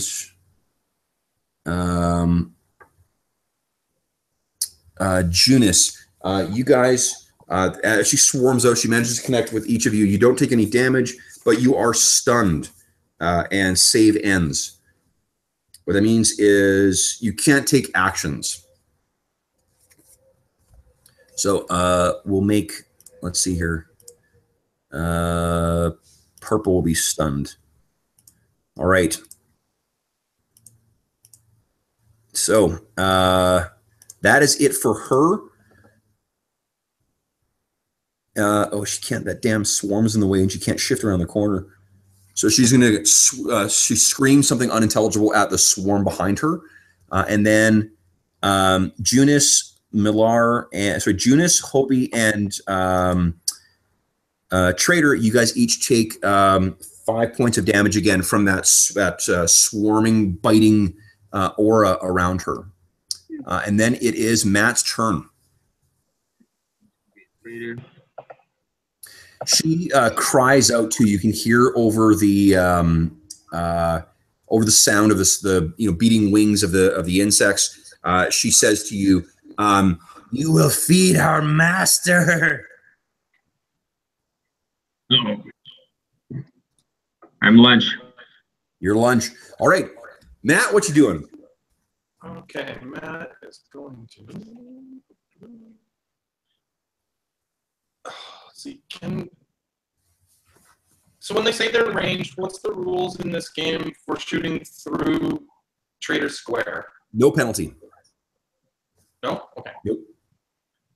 Then he's going to use the Temporal Jolt again. Okay. That's gives. Yeah, that's right. Gives you the -2 to hit, which I think would be helpful. So that's Temporal Jolt.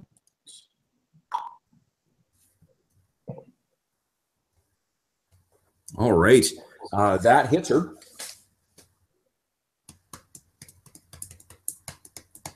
Okay. You know what? I Interesting. don't think he has any move actions this turn. Okay.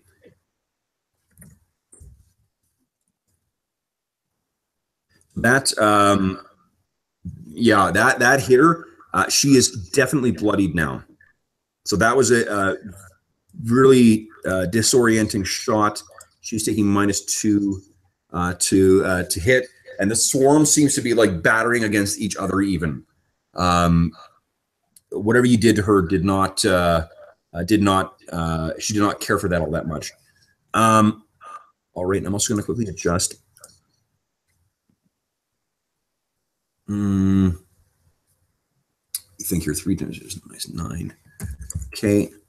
And sorry, I will tell you guys what I'm doing afterwards. But all right. Okay, so that was Matt. No other actions? Anyone really banged up? I think Junis is really fucked up at this point. Yeah, they both are, yeah. I can only use time for a break once per encounter, though.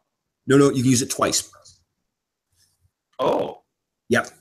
Time for break, you can use 2 times per encounter. Oh, well, maybe I shouldn't do it. Who do you say is really banged up? Hobie? Steve, your choice, bud. For what? Probably Junis for a heal. Okay. That's what Matt will do then. Oh, I didn't do the right one though. Hold on, because I have temporary hit with it again. Yeah. Oops, I already changed to Trader. That should be Matt. Okay. Nice.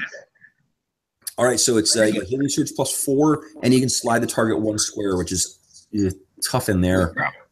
What's Junis' maximum? Because that'll give him 13, which gives him 34. Yep. All right, there you go. Boom. Junis' max hit points is 38. There you go. Yeah. Awesome. Okay. So that's it. Next up is the swarms. So swarms are going to try and sting Millar again.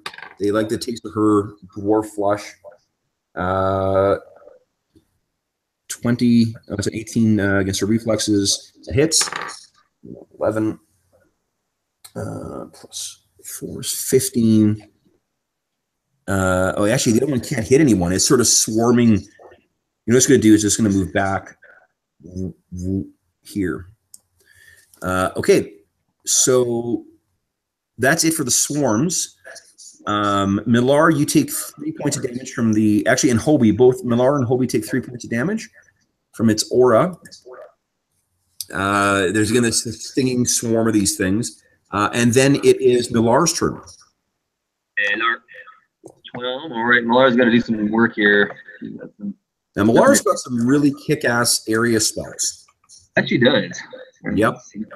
That Cloud of Sparks. Cool. Creates one zone. Or start their turn to take 2 fire damage. Okay. Just as a reminder again, you're generally going to want to look at, see if your reds will apply. And because the reds are always going to be better than your greens. It's just sometimes they're only optimized. So if you can't use your reds, then go on. Because the encounter, those reds recharge at the start of each encounter. Great.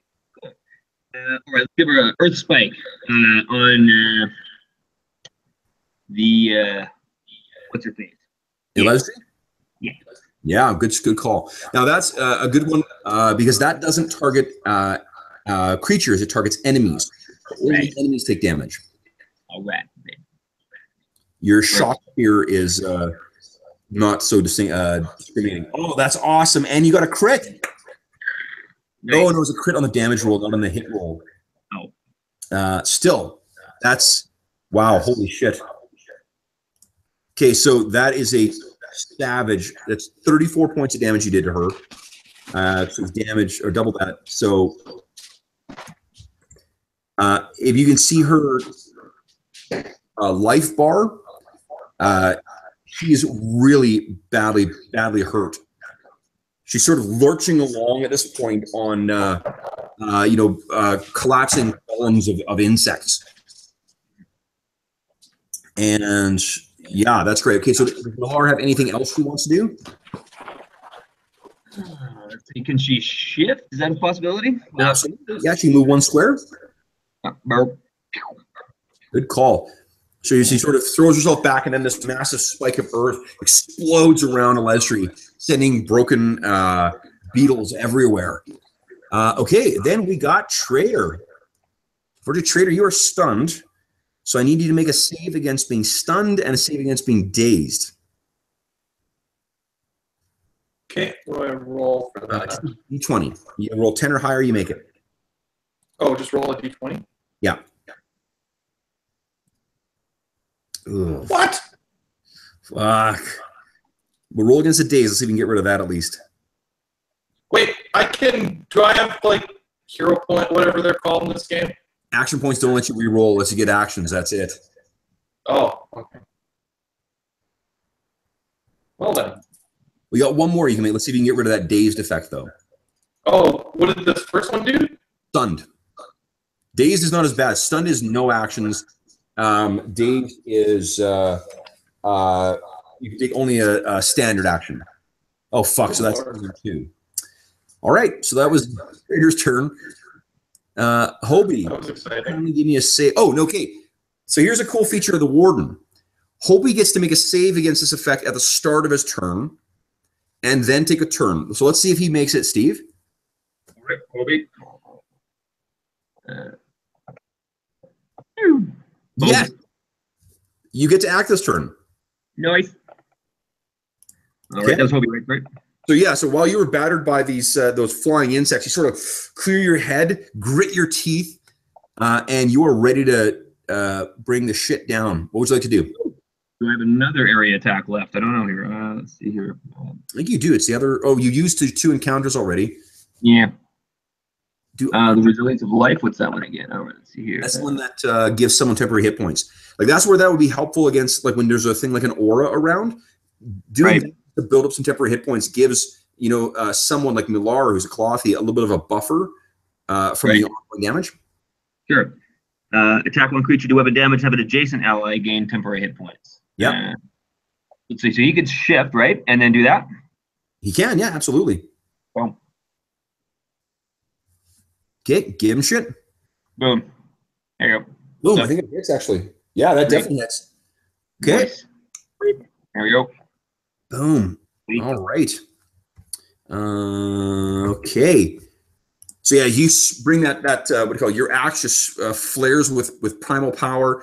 You slam it down, and it cuts through a good swath of these things. And Millar is heartened by your by just your very presence. Okay. Do you want to mark that thing too? Let's do it. Yep.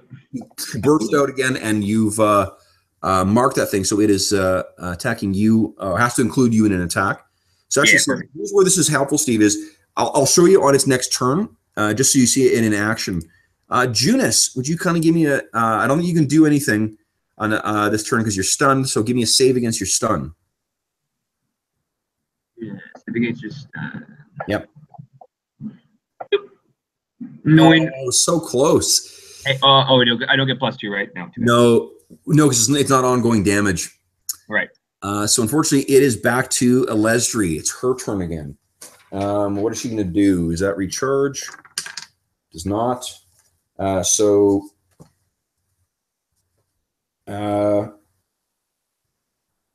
she's going to lash out with her devouring swarm again. So against Junus, that's a hit. Against Traitor, 12, I don't think hits. No, your reflexes is crazy good. All right, so Junus, you are taking 9 points of damage, and you've got ongoing 5. Nice. 20. Okay. Actually, I get 1 temporary. Hold on. I'll let you adjust that. And then at the end, Traitor and Junus take 5 points from the swarm around her.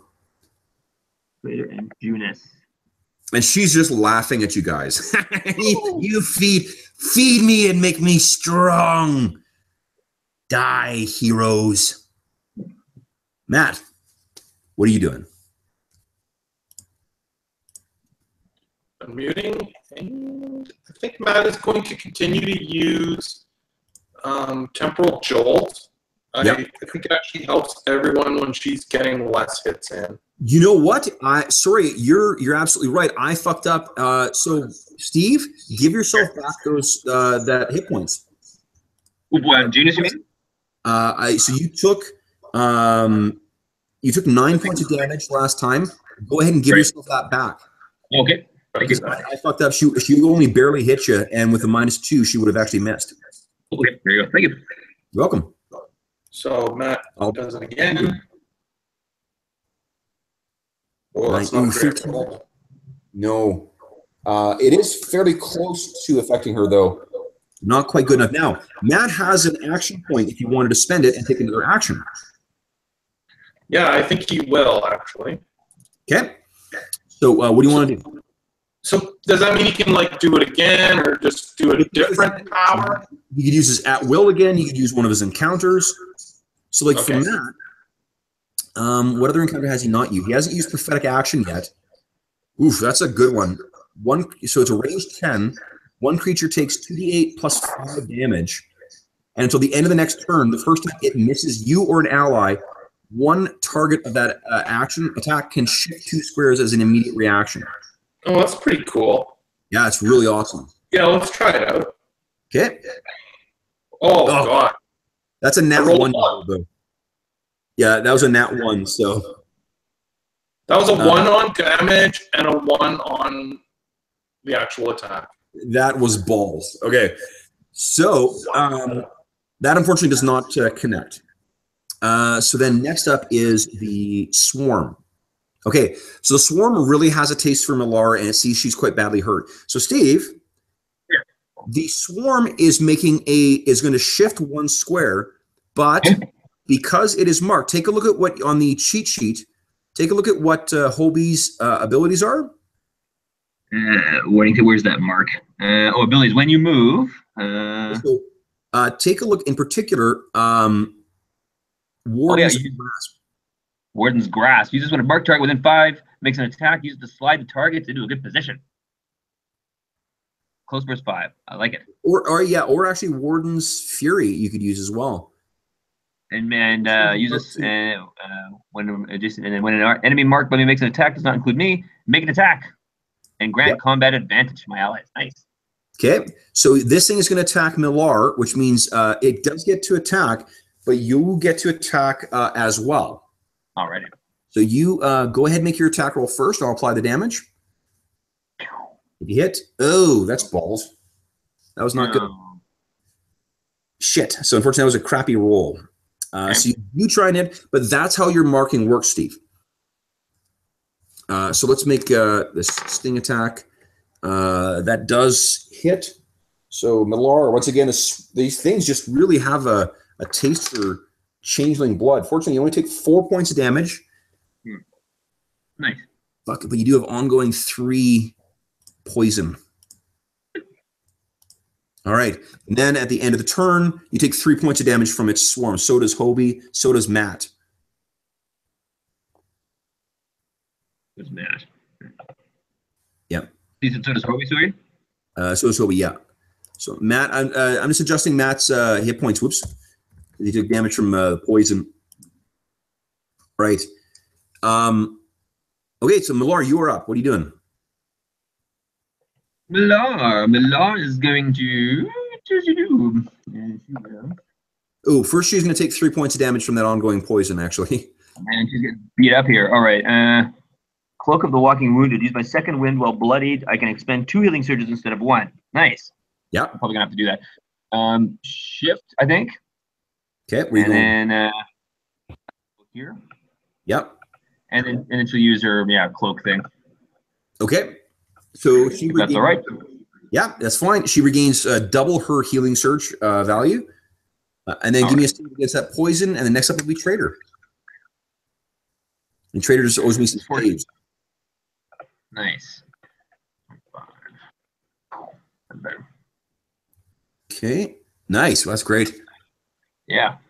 Okay, and then give me a save for Millar, and then Trader, unfortunately, because you're stunned and dazed, I think the only thing you can do is just make a save. All right, dice roller. Oh shit, poison's still there. Nice. You're not stunned anymore. Oh. Oh no, sorry, I confused those two. So Steve, you're not poisoned anymore. Jeff, give me one more save against the dazed. All right, so at least he's not dazed anymore. Fucking save. Okay.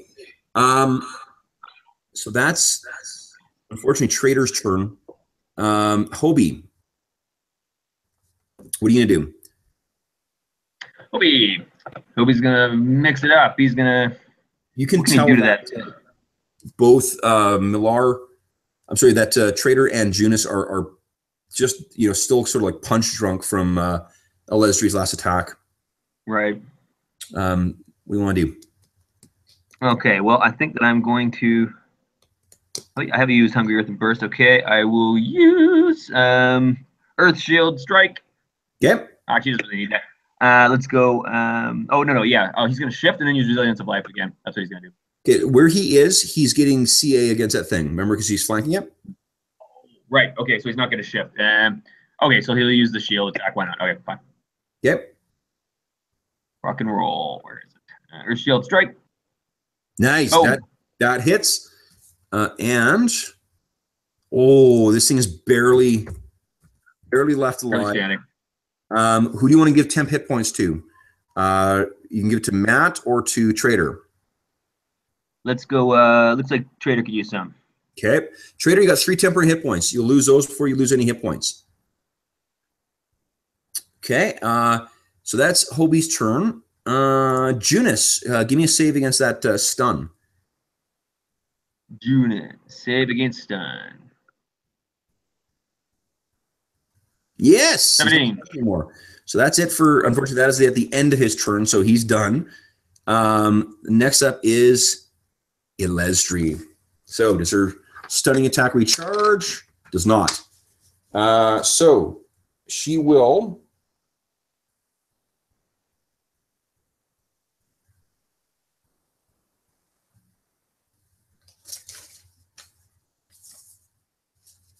use her accursed flurry and try and daze you guys again.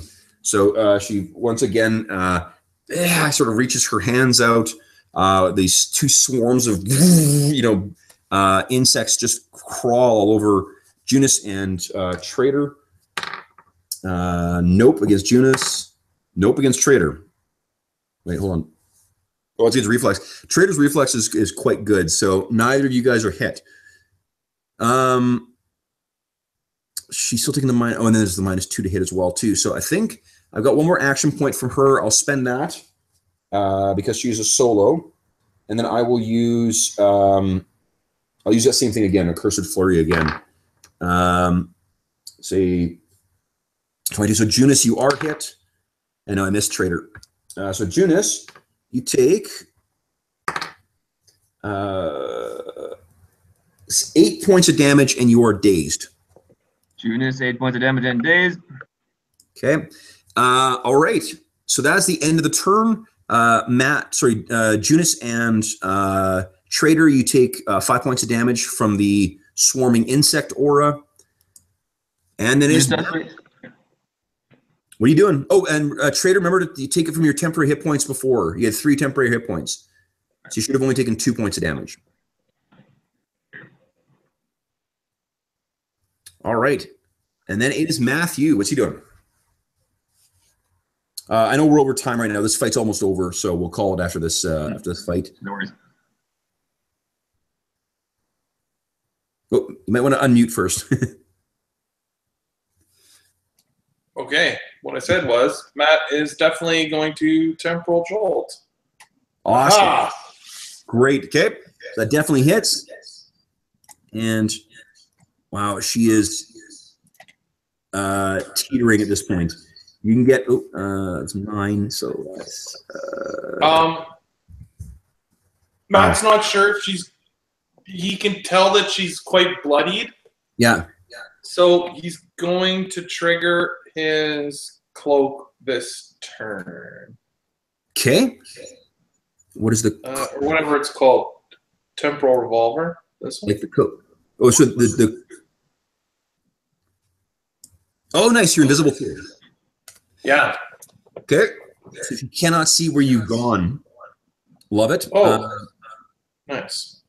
Okay. So then it is the swarm's turn.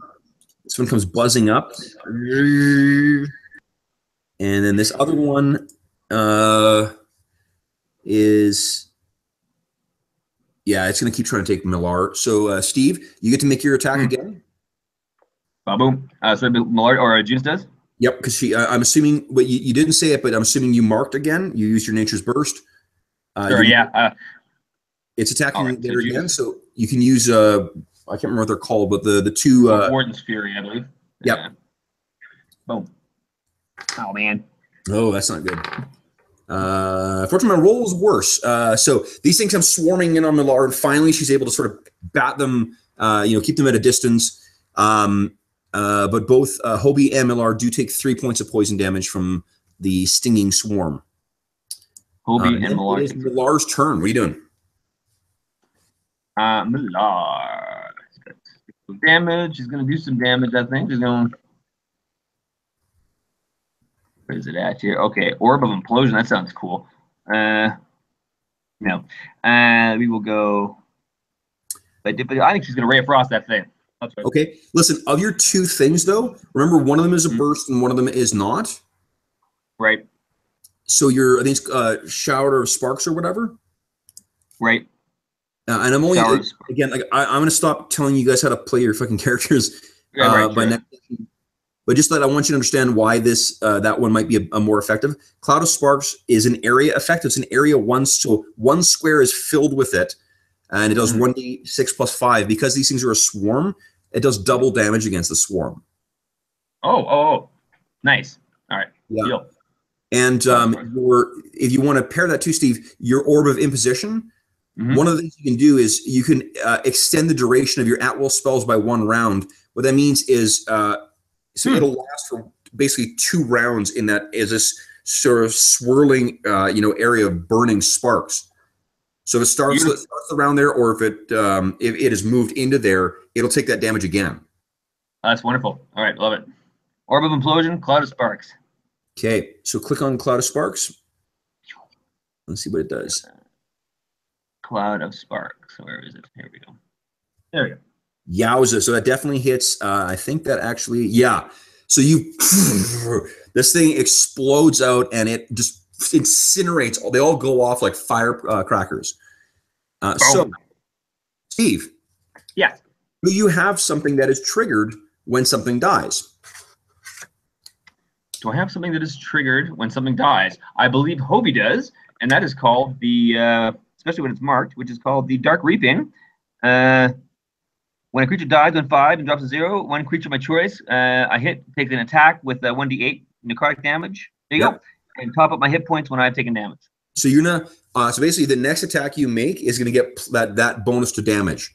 Your weapon, you're drawn on your revenant ancestry. Your power, this necrotic energy is now swirling around your axe, and you're ready to bring that power down. Traitor, you want to make a save for me?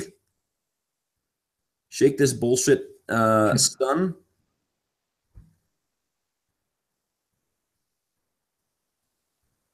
Come on, come on, come on, come on. Make that save. I lost my cursor. Oh, sure. Dice roller. Come on. Save. Get it! Jeez. Okay. That's unreal.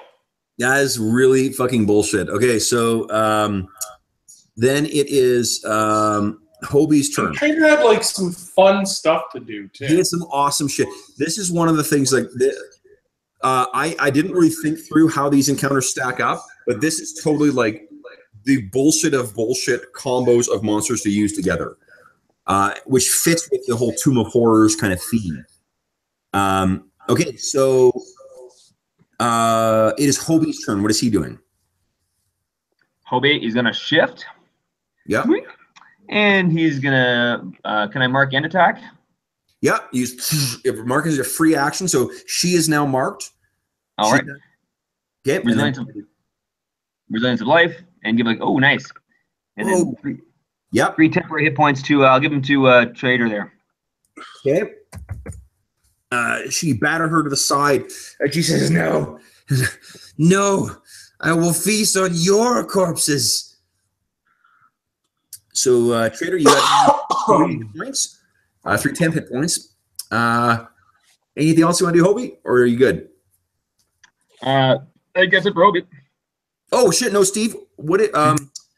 Your necrotic whatever thing. How much does that do? 1d8. 1d8 plus.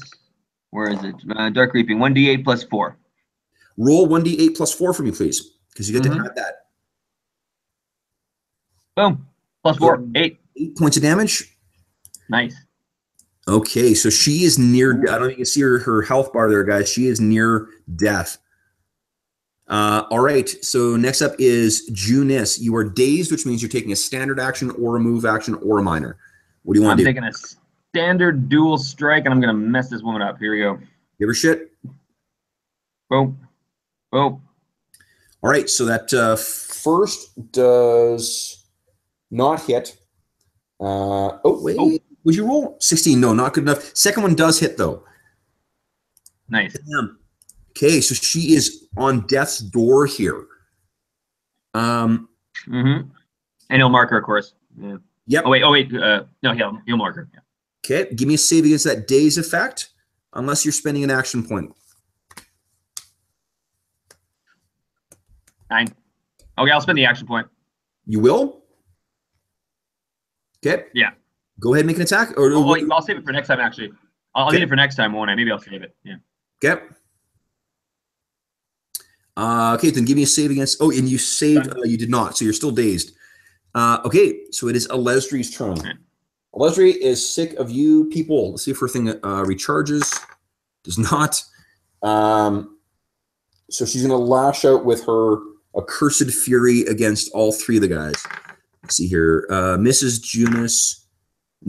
Crit on Hobie. And Mrs. Trader. So my crit on Hobie. You take 13 points of damage, Hobie, and you are dazed. 14 and dazed. 13, sorry, 1-3. Okay. She's out of action points. She can't do shit, and she can't shift back because that swarm is in the way. Matthew, what are you doing? She looks like she is on death's door here. Okay, I don't think I really have any like finishing blow type thing. You've used, you got a daily, but you might want to. There's a lot of. Yeah, like it will technically still be the same day next session. Yeah, and you know what? But I just the way that this, you know how this game works. You may need to take a long rest in here. You know, you may need to try and find a place that's relatively safe and see if you can try to, you know, make it through the night. I mean, like, this is a dangerous area, but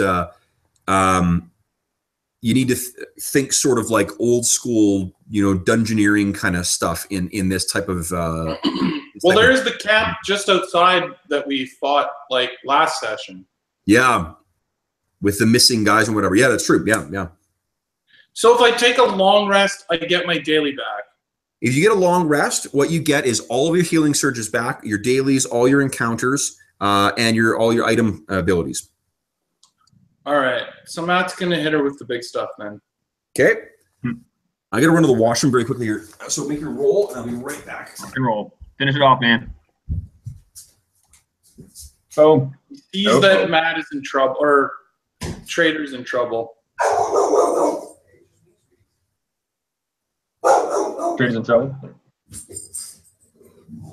Hopefully this thing has poopy reflexes, though. I rolled so terribly today. Like, literally, that's a 2 on a D20 at 11. Some days I like that. Good lord. Yeah, that's no good. Like, Matt had that whole turn where he made 2 attacks, and they were both terrible.